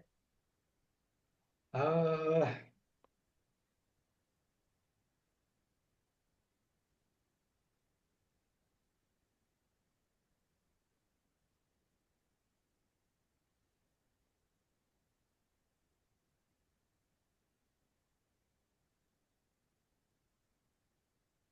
누가복음 똑같은 말씀이 몇 절에 나오나요? 교수님이 5장 17절이라고 그러셨나요? 네, 5장 17절인데 제가 읽어보니까 여기 27절이네요. 27절. 제가 죄송합니다. 네. 예. 그 후에 예수께서 나가사 레위라 하는 세리가 세관에 앉아 있는 걸 보시고 나를 따르라 하시니 이거는 마가복음과 누가복음이 똑같은 말씀이에요. 근데 네. 28절, 29절은 마가복음에 없어요. 오직 네. 누가만이 기록하고 있는데요. 이렇게 돼 있어요. 나를 따르라 하는 말을 듣자마자 세리 레위가 뭘 버리고 모든 것을 버리고 이 버렸다고 하는 말씀 속에는 뭐가 포함될까요? 세리라고 하는 직책도 버렸다는 얘기가 되겠죠. 네. 그 근데 시대 그렇게 세리라고 하는 직책은 돈방석이에요. 네, 맞아요. 돈을 엄청나게 끌어당길 수 있는 세리 몇 년만 하면 집은 몇 채 살 것 같은 요즘식으로 말하면 그런 그 자리인데 왜 이 사람이 바보같이 그 모든 걸 다 버리고 일어나 따랐을까요? 우리 복음서는 말이죠. 행간에 설명이 없어요. 그 사람의 감정선이 행간에 숨어 있어요. 뭐가 들어있을까요? 아마 믿음, 바닷가에서 예수님의 말씀을 듣고 굉장히 감동을 받은 것 같아요. 네, 맞죠. 나도 네, 예수님의 제자, 저런 분의 제자가 됐으면 좋겠다. 막 네. 그런 생각을 했는데 나를 따르라고 하니까 즉각 일어나서 모든 걸 버리고 벌떡 일어나서 예수님을 따르기 시작했다는 거예요. 모든 걸 버리고. 그리고 뭘 했습니까? 29절에 보니까 레위가 예수를 위하여 자기 집에서 뭘 베풀었다고 했습니까? 잔치를 하니, 큰 잔치를 베풀었다라고 돼 있는데 이 큰 잔치를 베풀었다고 하는 것은 일종의 기쁨의 어떤 상징이죠. 네, 보통 잔치도 아니고 큰 잔치를 베풀었다고 하는 걸 보니까 막 동네가 떠들썩할 정도로 아마 큰 잔치를 베풀었을 거라고 생각합니다. 많은 근데 사람들이 근데 그 네. 자리에 주로 누가 많이 와 있나요? 개인들이 많이 맞겠죠. 세리. 세리와 죄인들 그런 사람들이 많이 함께 앉아 있었다라고 돼 있어요. 근데 마가복음도 이와 똑같은 얘기를 하고 있어요. 마가복음도 여기 뭐라고 돼 있냐면 나를 따르라 하시니 그의 집에 앉아서 잡수실 때 많은 세리와 죄인들이 예수와 그 제자들과 함께 앉았으니 그런 종류의 사람들이 많이 있어서 예수를 따르미더라 이렇게 돼 있거든요. 그러니까 많이, 그 예수님 그 세리가 자기 집에 초대한 사람들이 예루살렘의 고관 대적이나 뭐 학박살이나 종교 지도자들이 아니고, 아니었어요. 주로 누가 왔을까요?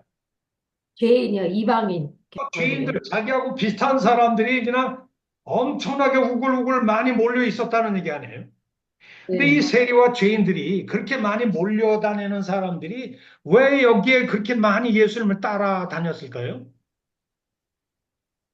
음, 사회적인 그 시대의 분위기 속에서 생각할 때 세리와 죄인들과 같은 사람을 사회 상층부에 있는 종교 지도자들이 아무도 자기들과 같은 사람을 환영해 준 적이 없죠.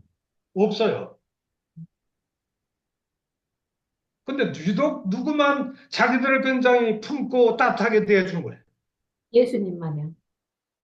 웰컴해 준다는 그런 인식이 있기 때문에 네, 그렇게 많이 좀 몰려다니는 거 아니겠습니까? 네, 아멘이죠, 아멘. 그러니까 행간을 읽다 보면 그게 느껴진단 말이에요. 네.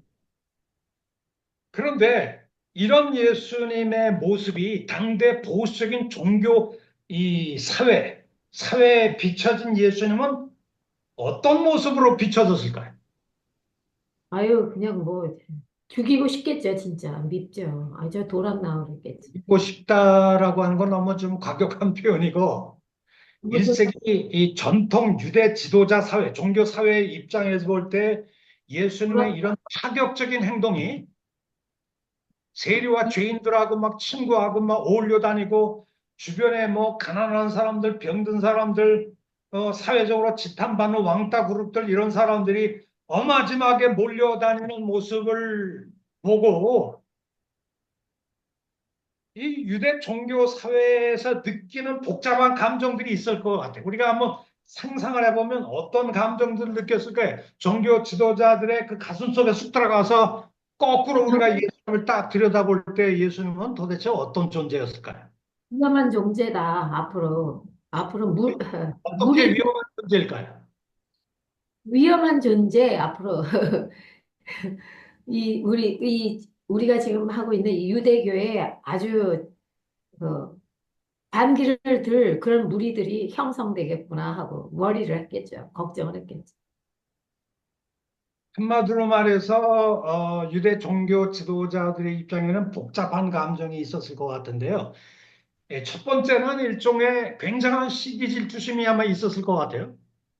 그렇죠. 뭐 병도 막 고치. 그때 당대만 해도 백성들의 온갖 존경과 신임은 누가 다 받고 있었어요. 바리새인이요. 종교 지도자들이 받고 있었는데 이 군중들의 이 신임과 존경이 한순간에 누구한테로 다 몰려가기 시작한 거예요. 예수님한테 다 몰리기 시작하는 거예요. 예수님한테 몰려가는 일종의 인기 높은 대중적인 설교자로 혜성처럼 나타나니까.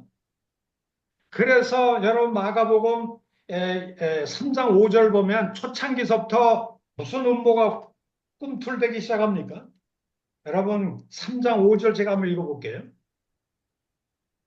바리새인들이 나가서 곧 헤롯 땅과, 이 바리새인들과 헤롯 땅은 영앙숙입니다. 정치적으로. 네. 이 바리새인들은 종교 지도자들이고 헤롯 땅은 아주 세속적인 정치꾼들 아니에요. 이게 서로 아주 견원지간처럼 이렇게 미워하던 사이인데 이상하게도 바리새인들이 나가서 헤롯 땅과 함께 음모를 꾸미면서 어떻게 하면 예수를 죽일까? 벌써 이 예수님의 초창기서부터 예수님의 무슨 음모가 싹트기 시작하죠. 예수를 죽일 음모가 벌써 싹트기 시작해요. 똑똑하게 죽이려고 그런다니까. 그래서 예수님이 마지막으로 빌라도 총독 앞에 붙잡혀 갔을 때 네. 빌라도가 뭐 가이사에게 세금 바치지 말라고 했나이다 그러면서 치안 교란죄, 국가 반란죄를 걸어서 예수님을 고소했잖아요. 빌라도 총독 앞에. 네. 근데 빌라도가 샅샅이 조사해 본 결과 그런 죄를 지은 적이 없다고 하는 걸 세 번이나 인정하고 있어요. 빌라도가 이 사람에겐 죄가 없다. 뭐 물어봤을 거 아니에요. 뭐 국가 반란죄가 있는지 이 빌라도는 아주 정치적으로 달고 다른 사람이기 때문에 이런 그 일종의 그 고소가 들어오면 자기 그 정치 목숨이 달려 있기 때문에 반란이 일어나면 안 되잖아요. 그러니까 샅샅이 조사해 봤겠죠. 신문도 해보고. 그렇죠. 그러면서 빌라도가 죄가 없다고 하는 걸 세 번이나 저기 시인하고 있어요. 네, 맞아요. 맞아요. 근데 문제는 아니, 근데 교수님, 근데 안에 왜 한 저 얘기가 있습니다. 빌라도에게 고난을 받아서 빌라도에게 고난을 받은 게 아니고 유대인들이 그렇게 뭐 십자가 못 박혀 죽게 하라고. 이렇게 맞긴 맞는데 지금 제가 얘기하고자 하는 것은 빌라도가 막판에 죄가 없다는 걸 인정하면서 마지막으로 한 마디가 있어요. 그게 제가 지금 찾진 않겠습니다만은 저희들이 시기 질투심으로 예수를 넘겨준 줄 빌라도가 알미더라라는 말씀이 거기 있어요. 그러니까 사실 종교 지도자들이 예수를 죽이려고 한 그 밑바닥 저변에는 예수님에 대한 뭐가 있다? 죽이려는 게 죽이고 있겠죠. 싶을 정도의 일종의 지독한 시기 네, 질투심이 있는 거죠. 네, 맞아요. 그 죽이고 싶은 시기 질투심을 내가 시기 질투해서 너를 죽이려고 한다면 아무도 안 믿잖아요. 그러니까 그걸 정치적인 죄목으로 덮어 씌운 겁니다. 네, 가이사를 배반하려고 했나이다. 자기가 네, 스스로 왕이라고 했나이다. 자기를 메시아라고 했다. 그리고 어떤 경우에는 이 성전을 헐라 사흘 만에 자기가 짓겠다. 망치로 자기가 이 성전을 때려 부순다고 한다. 이런 종교적인 죄목, 정치적인 죄목을 덧붙여가지고 예수를 막 죽이는데 선동을 해서 이제 몰고 간 경우가 바로 이 예수님의 죽음이라고 볼 수가 있겠죠. 여러분들이 잘 아시겠지만.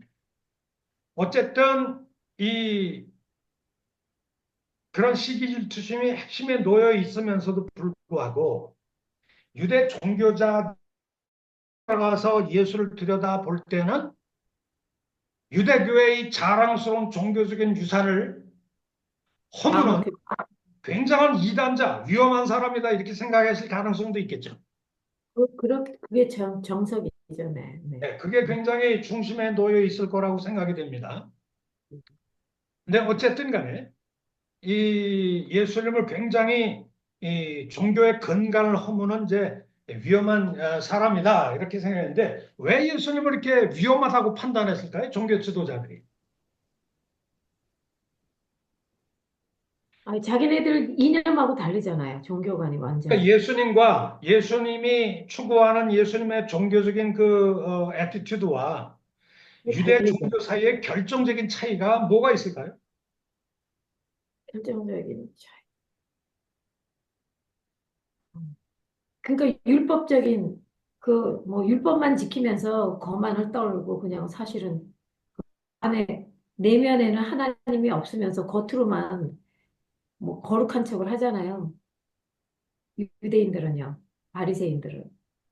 그런데 예수님은 어, 내면 중심, 겉은 천해 보이지만 너희가 생각하는 율법이나 지키고 나쁜 짓 하면서도 포장된 그런 삶보다는 오히려 죄를 져서 이게 나는 죄를 져서 이렇게 먹고 사는데 나는 죄인이다라고 자기를 낮추고 자기 죄를 알 수 있는 그 가난하고 핍박받는 이런 자들이 오히려 더 깨끗하다는 거죠. 보는 관점이 다른 거죠. 내면을 보시는 거죠, 예수님. 예, 그런 면에서 보면은 그 예수님이 그 종교 지도자들이 예수를 진짜 죽이고 싶어 하는 여러 가지 이유가 있을 텐데요. 첫째는 시기 질투심이라고 인간적인 면에서는 제가 얘기를 했고, 두 번째는 종교적인 신념, 교리의 차이도 있을까요? 없을까요? 당연히 있죠. 그러니까 그 벌써 차이가 뭐예요? 관점이 벌써 그게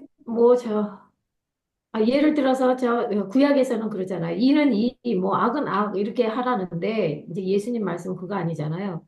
그렇게 하되 나는 너에게 제자들에게 얘기하기를 그렇게 하지 말고 원수를 사랑하라 그러잖아요. 원수를 사랑하라. 근데 그 자체 그런 종류의 네, 사상이 유대교에는 없을까요? 없 이웃사랑에 대한 얘기.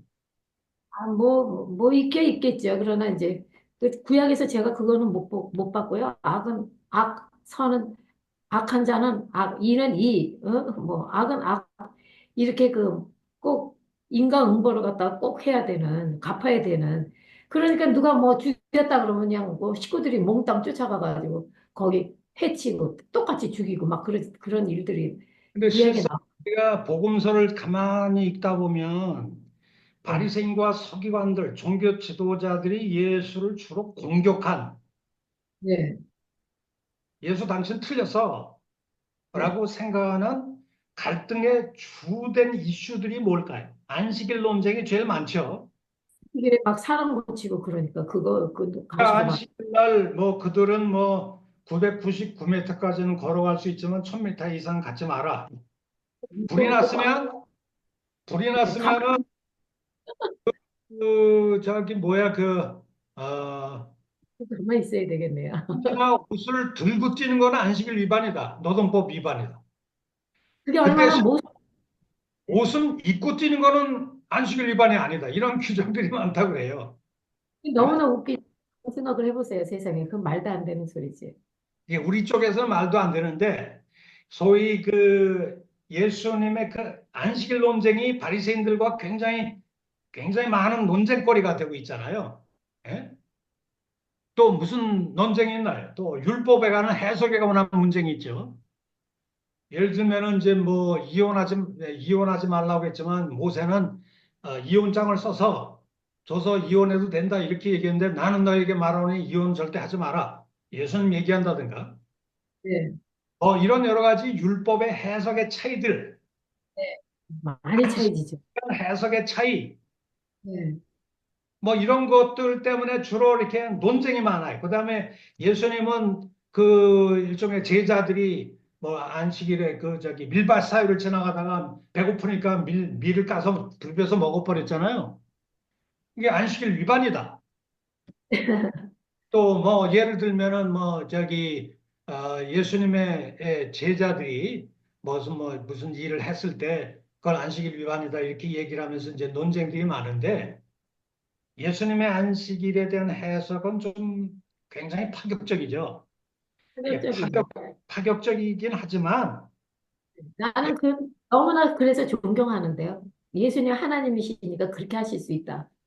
예. 벌써 그러니까 우리 자매님은 이제 예수님 편이다 보니까 예수님 저는, 이렇게 해석하는 게 참 많은데 일단 1세기 상황에서 객관적으로 들여다보면 예수님의 율법 해석, 안식일 해석이 유대교에서는 도저히 발견될 수 없는 특이한 아주 파격적인 해석인가요? 아니면 뭐 좀 진보적인 랍비들이나 이런 사람들도 예수님과 같은 율법 해석이 어느 정도 가능하다 이렇게 생각할 수 있을까요? 그런 사람이 뭐 좀 있긴 있었을 것 같은데 성경에 그게 기록이 안 된 것 같은데, 예를 그런데요. 들면 제임스 던과 같은 영국의 유명한 학자가 있어요. 그 유명한 학자가 무슨 얘기를 하냐 하면 예수님과 바리새인들 간의 이 율법에 관한 안식일에 관한 이런 논쟁들은 좀 진보적이고 파격적인 것처럼 보이지만 그럼에도 불구하고 유대교 랍비들 중에도 좀 진보적인 랍비들이 있잖아요. 예, 네, 그런 랍비들이 예수님과 같은 그런 안식일 해석, 율법 해석이 유대교 안에서도 가능하다는 거예요. 그러니까 네, 예수님과 유대인들 사이의 논쟁이 완전히 별개의 뭐 이게 서로 다른 종교 간의 논쟁이라기보다도 일종의 유대교 내부 논쟁의 형식을 띠고 있다. 이렇게까지 제임스 던이 얘기를 하고 있어요. 이렇게 별반 다르지 않다는 얘기죠. 제임스 던이 그런 얘기를 하고 있어요. 그것도 이해가 갑니다. 그럴 수 있다고요. 네. 예, 일부가. 지금 문제는 한마디로 말해서 궁극적으로 그럼 예수를 왜 이렇게 미워했을까? 왜 죽이려고 했을까? 아유, 시기 질투. 그때. 심인데 예수님의 그 태도가 너무 좀 진보적이다. 그래서 예를 들면 마태복음 여러분 그 11장 19절 한번 보실까요? 거기에 보면 이런 말씀이 나와요. 마태복음 11장 19절. 우리가 이제 2000년이라는 그 시간 여행을 통해서 예수님이 실제 어떤 모습으로 당대에 비춰졌는가를 우리가 좀 이해할 필요가 있는데요. 그게, 여기에 18절부터 한번 읽어보겠습니다. 세례 요한은 와서 먹지도 않고 마시지도 아니하며 그들이 말하길 귀신이 들렸다. 세례 굉장히 금욕적인 사람이죠. 네, 근데 일단은 예수님은 와서 먹고 마시며 말하기를 먹기를 뭐하고 먹기를. 탐하고 네, 포도주를 즐기는 사람이요. 이 네, 한국어 표현은 굉장히 점잖게 표현이 되어 있는데요. 원래 헬라어 말을 들여다보면 포도주를 즐기는 사람이요라고 하는 거는 술정뱅이라는 드렁카드라는 말을 쓰고 있어요. 네, 그리고 먹기를 탐한다. 글러턴이란 말이죠. 네, 탐식가. 예수는 네, 탐식가요 술정뱅이다. 이 뭐 과장해서 뻥튀기 한 거겠죠.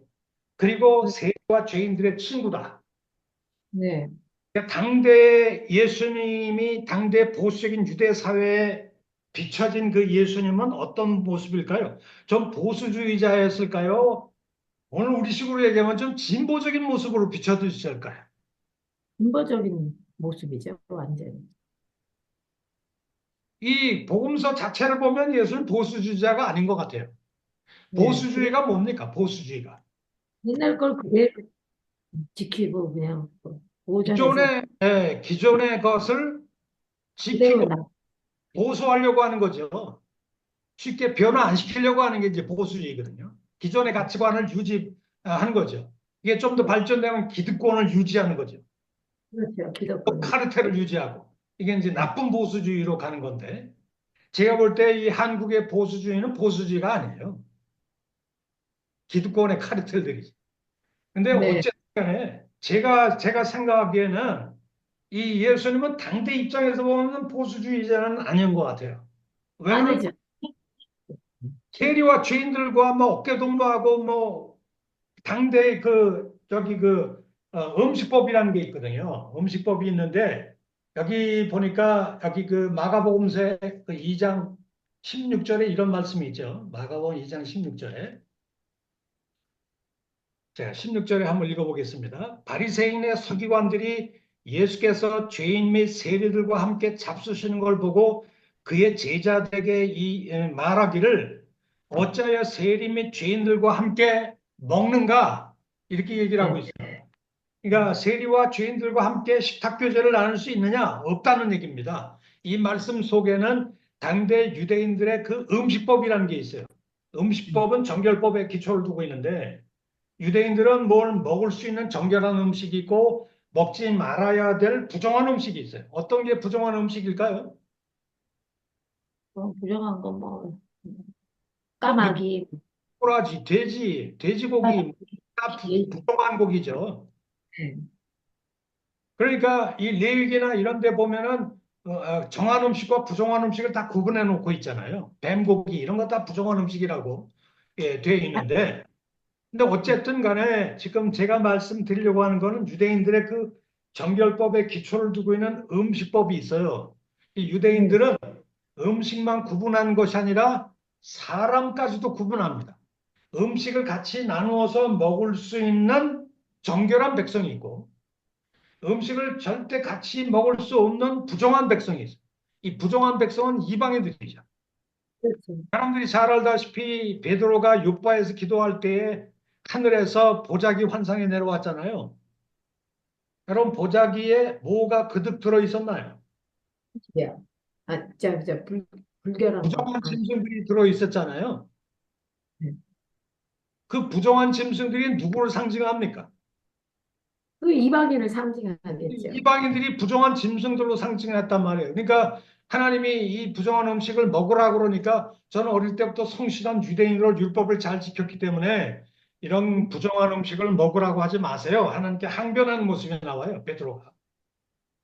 그러니까 실상은 이 부정한 짐승 취급을 당했던 이 이방인들하고는 원래 식사가 불가능해요. 음. 근데 오늘 본문을 보면 이 부정한 죄인들이라고 취급되는 세리와 죄인들하고 뭐 하고 있어요, 예수님? 같이 밥을 진지를 드시잖아요. 절대 같이 어울릴 수 없는 이방 죄인과 방불한 이 세리와 죄인들과 함께 어울려서 어깨동무하시고 포도주를 기울이시고 네. 먹고 마시고 하는 모습이 나와 있잖아요. 네. 당대 유대인들의 정결법, 음식법을 예수님이 존중하신 거예요, 어기신 거예요? 어기시고 그냥 뭐 어겐스타가 남들이 그 어게인스트하고 뭐 이거는 당대 이단이다. 유대인의 기존 종교법이나 음식법, 정결법 이런 거 다 무시해버리고 소위 세리와 죄인들 어울리면 절대 안 되는 이방 죄인과 같은 그런 존재들하고 지금 막 어울리시잖아요. 그래서 예수님 별명이 뭐죠? 예배고. 먹기를 탐하고 네. 포도주를 즐기는 사람이요. 누구의 네. 친구로다? 죄인들 그 세리와 이방인 세리가 세리와 죄인들의 친구로다 이렇게 돼 있잖아요. 자, 그렇다면 여기 한 가지 진리의 요소는 있어요. 분명히 확실한 것은 예수님과 세례 요한의 좀 다른 점이 뭘까요? 세례 요한은 와서 먹지도 않고 마시지도 않고 굉장히 네. 금욕적인 사람이었죠. 네. 근데 예수님은 금욕을 많이 하셨나요? 안 하셨나요? 안 하셨네요. 네. 사역 초창기에 40일 금식 기도는 한 번 하셨지만 그때만 하신 것 같아요. 네. 그러나 그의 공생의 기간 동안에 금식을 자주 빈번하게 강조한 적이 별로 없어요. 네.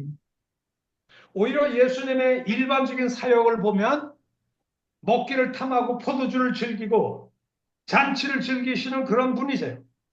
그래서 공관복음서를 보면 이 잔치 이미지의 얘기들이 많이 나와요. 네. 이 잔치, 세리와 죄인들과 테이블 펠로십을 예수님 뭐라고 말씀하신 적이 있어요? 지금은 너희들과 함께 이 식탁에 앉아서 포도주잔을 먹지만은 마지막 하늘나라의 메시아 잔치가 임할 때 그때 내가 너희들과 함께 먹고 마실 것이다 이런 얘기를 하신 적이 있죠. 네. 아멘, 아멘. 네. 세리와 죄인들과 이 테이블 펠로십을 나누는 것은 장차 임하게 될 하나님 나라의 메시아닉 뱅퀴트에 대한 심볼이다. 네. foreshadow 이렇게 말할 수가 있겠죠. 네. 여러분 잔치 이미지가 복음서에 굉장히 많이 나오는데요. 뭘 우리 합니까? 잔치, 뱅퀴트. 그 예수님의 나라에서 그 화평할 때 먹고 마시고 함께 즐기고 고통 없고 그 예표죠, 이제 하늘나라의 예표. 여러분 시골에 가보면 혼인잔치 가보셨어요? 네, 먹고 마시고 그냥 먹고 없는데도 마시고 먹고 춤추고 저는 마시고. 저기 미역 저기 뭐야 저기 국수를 한 그릇 먹고 또 한 번 먹기 싶어가지고 그 쌀이로 나면 밑을 포박을 해서 한번 들어가다 걸려가지고 제가 한번 야단 맞은 적이 있거든요. 근데 하여튼 잔치가 벌어지면 온 동네가 즐겁잖아요. 먹고 마시고 배부르고 행복하고 이게 잔치 예수님이 자기가 시작한 시대를 이 잔치에 비유하는 때가 뭘까요? 지금 세리와 죄인들, 과거 유대 사회로부터 소외당하고 업신여김 당하고 왕따 당했던 그런 사회적인 변두리 인생들이 예수님이 지금 도래한 이 메시아 혼인잔치 시대 때문에 수많은 사람들이 잔치에 참여해서 기쁘고 즐거워하고 얼마나 좋아하겠어요, 세상에. 그런 모습이 상상이 되십니까? 세상이 되지 얼마나 좋아했겠습니까? 이 자, 인간 그래서 배우. 오늘 마가복음 2장 18절을 보세요. 여기 이런 말씀이 나와요. 오늘 2장 초반부를 읽었는데 후반부에 이런 말씀이 나옵니다. 요한의 제자들과 바리새인들이 금식하고 있는지라 사람들이 예수께 와서 말하기를 요한의 제자들과 바리새인의 제자들은 다 금식하는데 왜 당신의 제자들은 금식하지 않습니까? 여러분, 유대 사회의 종교적인 그 경건의 시금석이 너 얼마나 금식했어? 이런 것들이 굉장히 규범으로 표준으로 얘기가 많았어요. 네. 그러니까 금식을 많이 할수록 신앙이 좋은 사람이야. 근데 예수님 오셔가지고 제자들에게 뭐 금식을 강조한 적이 없어요. 주로 먹고 마시는 게 많아요. 예수님의 사역 초창기에도 가나 혼인잔치에서 먹고 마셨고 한테 마지막 맞는. 유월절 세상 떠나기 전에도 마지막 만찬을 즐기셨고 네, 그러네요, 진짜. 오병 이어의 기적을 행하면서도 먹고 마시시고 그래서 먹기를 탐하고 포도주를 즐긴다. 한마디로 예수님은 잡수시기를 되게 좋아하셨던 것 같아요. 굉장히 중요한 얘기는 먹고 잡수실 때만 하셨어요. 그러니까 우리 교회에서도 성도들의 교제가 중하다 그러셨잖아요. 그러니까 우리 교회에서는 늘상 예배 다 끝나고요. 교제 시간 꼭 있거든요. 차 한 잔 마시고 물론, 같이. 물론 바울 사도는 하나님 나라는 먹고 마시는 데 있지 않다. 이렇게 얘기는 했지만 사실상 교회에서 말이죠. 이 성도들 간에 먹고 마시고 교제하는 건 굉장히 중요한 것 같아요. 네, 그럼요. 그러면서 식구 의식이, 아, 우리가 식구구나. 우리가 같이 우리 공동체가 우리 식구구나. 이거를 알거든요. 네. 우리 화순 세빛교회 가서 제가 집회할 때 목사님 교회에서 한번 식사 한번 대접받았는데 교회 그 식사 아주 정말 맛있게 나오더라고요. 네. 예, 어쨌든 저는 저기 이 교회 식사 맛이 없는 데는 별로 안 좋아합니다. 네. 아이, 우리 오세요. 제가 맛있게 대접해 드릴게요. 그래요, 감사합니다. 근데 오늘 제가 뭐 농담으로 한 얘기입니다. 근데 요한의 제자들과 바리새인들이 금식하고 있는지라 사람들이 예수께 와서 말하되 요한의 제자들과 바리새인의 제자들은 금식하는데 어찌하여 당신의 제자들은 왜 금식 안 합니까? 라고 얘기했을 때 예수님 뭐라고 말씀하셨어요? 여기, 그 다음에 19장이 있네요. 예수, 혼인집 손님들이 신랑과 함께 있을 때 어떻게 금식할 수 있겠느냐? 네, 여기 당연하지. 혼인집 손님들이 신랑과 함께 있을 때가 누구 때인가요, 지금? 지금요, 신랑과 함께 있을 때. 그러니까 그러니까 이게 지금 예수님, 혼인잔치의 때라는 얘기잖아요. 그 여기서 그거죠. 말하는 신랑은 누굴까요? 예수님이요. 지금 예수님이 무슨 시대를 도래하셨다는 거예요. 그 이제, 세리와 죄인들, 뭐 사회 변두리 인생들, 배고픈 인생들, 사회 왕따 그룹들 누구든지 네, 나와서 하나님의 먹, 은총이 필요하다면 내가 너희들 네. 다 용서할 테니까. 아멘, 아멘. 다 네. 와서 이 메시아 혼인잔치 시대의 기쁨과 감격을 함께 누려라 이 얘기 아니겠어요? 네. 그 얼마나 사랑이 많으신 말씀이십니까? 네. 예, 그러니까 혼인집 손님들이 신랑과 함께 있을 때 어떻게 금식할 수 있느냐? 신랑과 함께 네. 있을 동안에는 금식하는 게 아니라 지금은 기뻐할 때다 이 얘기 아니에요. 기뻐할 때다. 아멘. 네. 예수님은 자기 시대를 혼인잔치의 시대라고 얘기한 게 분명하죠. 네. 그러면서 예수님 하신 말씀이 이런 말씀이 있어요. 뭐라고 했냐면 솔직히 말해서 신랑이 빼앗길 날이 언젠가 이를 거다. 자기 이제 십자가 죽음을 내다본 말씀이겠죠. 그때는 한번 금식해라. 네. 근데 네. 생배 조각을 낡은 옷에 붙이는 자가 없다. 새 포도주를 낡은 가죽 부대에 넣는 자가 어디 있겠느냐? 새 포도주는 새 가죽 부대에 넣어야 된다. 음. 낡은 가죽 부대에 새 포도주를 넣으면 이게 가죽 부대가 터진다는 얘기야. 이 말씀은 무슨 비유일까요? 여기 낡은 가죽 부대는 무슨 종교를 상징할까요? 바리새인 그 유대교, 네. 유대교를 상징합니다. 그러면 지금 새 가죽 부대는 뭘 상징할까요? 새 포도주와 새 가죽 부대. 그건 이제 예수님 시대예요. 네. 예수님 시대라면 혼인잔치 시대에 이 낡은 가죽, 가죽으로 상징되는 이 옛 종교인 유대교에서는 이 종교 네. 계율을 가지고 사람들 뭐 안식일에는 990일까지만 걸어가야 돼. 네. 그 웅덩이에 말이야 뭐 사람이 빠지면 건져내면 안 돼. 그렇죠. 불이 났으면 말이야 그냥 저기 옷을 들고 뛰면 안식일 위반이야. 그러니까 입고 뛰는 건 괜찮아. 뭐 이런 식으로 지금 얘기를 하고 있는 옛 종교 계율들 금식일 규정 무슨 규정 뭐 이런 규정들을 가지고 사람들 좀 얽어매고 앉아 있잖아. 네, 맞아요. 네. 사람들을 좀 질식하게 만들고 있단 말이야. 그렇게 비춰주는 거죠, 지금. 그냥.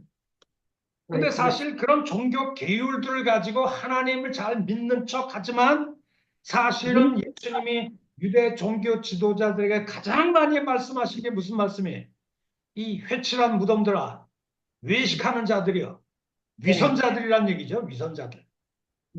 위선자. 유대교의 가장 큰 문제는 율법을 뭐 가장 철저하게 있는 척. 열광적으로 지키려고 했다는 게 아니고 율법은 쥐뿔도 안 지키면서 실상은 예수님 말씀하셨잖아요. 남들에게는 여기 뭐 자기는 손가락 하나 안 움직이면서 남들에게 무거운 돌을 옮겨놓는 사람들이다. 맞아요. 지들은 하나도 쥐뿔도 안 지키면서 남들만 힘들게 한다는 얘기 아니겠어요? 네. 그러면서 예수님은 나는 안식일의 주인이다. 여러분, 창세기에 하나님이 안식일을 왜 주셨나요? 진정한 안식을 주기 위해서 주셨잖아요. 네. 진정한 기쁨과 안식을 주기 위해서 안식일을 주셨는데 나는 이 안식일의 정신을 지금 이 메시아 혼인잔치 시대를 통해서 내가 실현하려고 한다라고 하는 얘기를 좀 하고 계시잖아요. 네. 이런 상황에서 볼 때 1세기 이 종교 지도자들의 전통적인 유대 종교 사회에서 볼 때 예수님은 도대체 어떤 분인 것 같아요? 그렇게 되겠네요. 2, 2단, 3, 3단, 2단, 3단이다. 막 이런 생각이 들겠지만 그거는 좀 이렇게 너무 좀 뭐랄까요? 좀 심플한 얘기고 한마디로 1세기 유대에서 예전에 볼 때는 유대교의 종교적인 유산과 정신들 허물어 망각 위험 인물이다 이렇게. 만 진보주의자라고 생각했을 가능성이 많겠죠. 네. 왜냐하면 음식법이든 종교법이든 안식일법이든 존중하는 게 별로 없는 것 같아. 네. 그리고 다 율법을 완전히 새롭게 막 해석한단 말이에요. 너희가 입으로 들어가는 게 여러분들을 더럽히는 게 아니라 여러분들 네. 마음속에 나오는 간음, 더러운 거, 살인, 거짓 그렇죠. 그런 것들이 너희들을 더럽게 하는 것이지. 내가 그게 돼지고기를 안 먹었네 그런 것이 너희를 더럽히는 게 아니야. 그러면서 예수님은 유대인들의 이 음식법을 정결법을 완전히 새롭게 해석하잖아요. 네. 안식법도 새롭게 해석하고 네. 그리고 오셔서 세리와 죄인들하고 어울리시고 그들의 친구하시고 외로운 자들과 함께 하시고 예수님 주변에 수많은 가난한 사람들, 병든 사람들이 많이 몰려다녔잖아요. 왜냐하면 예수님이 그들을 싫어하는데도 불구하고 몰려다닌 것이 아니라 기존의 종교 지도자들과 달리 예수님은 그들을 환영하시고 굉장히 그들을 따뜻하게 대하시잖아요. 네. 그러면서 아, 나는 세리와 죄인들을 부르러 회개케 하러 왔다. 나는 의인을 위해서 온 게 아니야. 이런 네. 얘기를 하고 계시잖아요. 음. 교수님, 예, 지금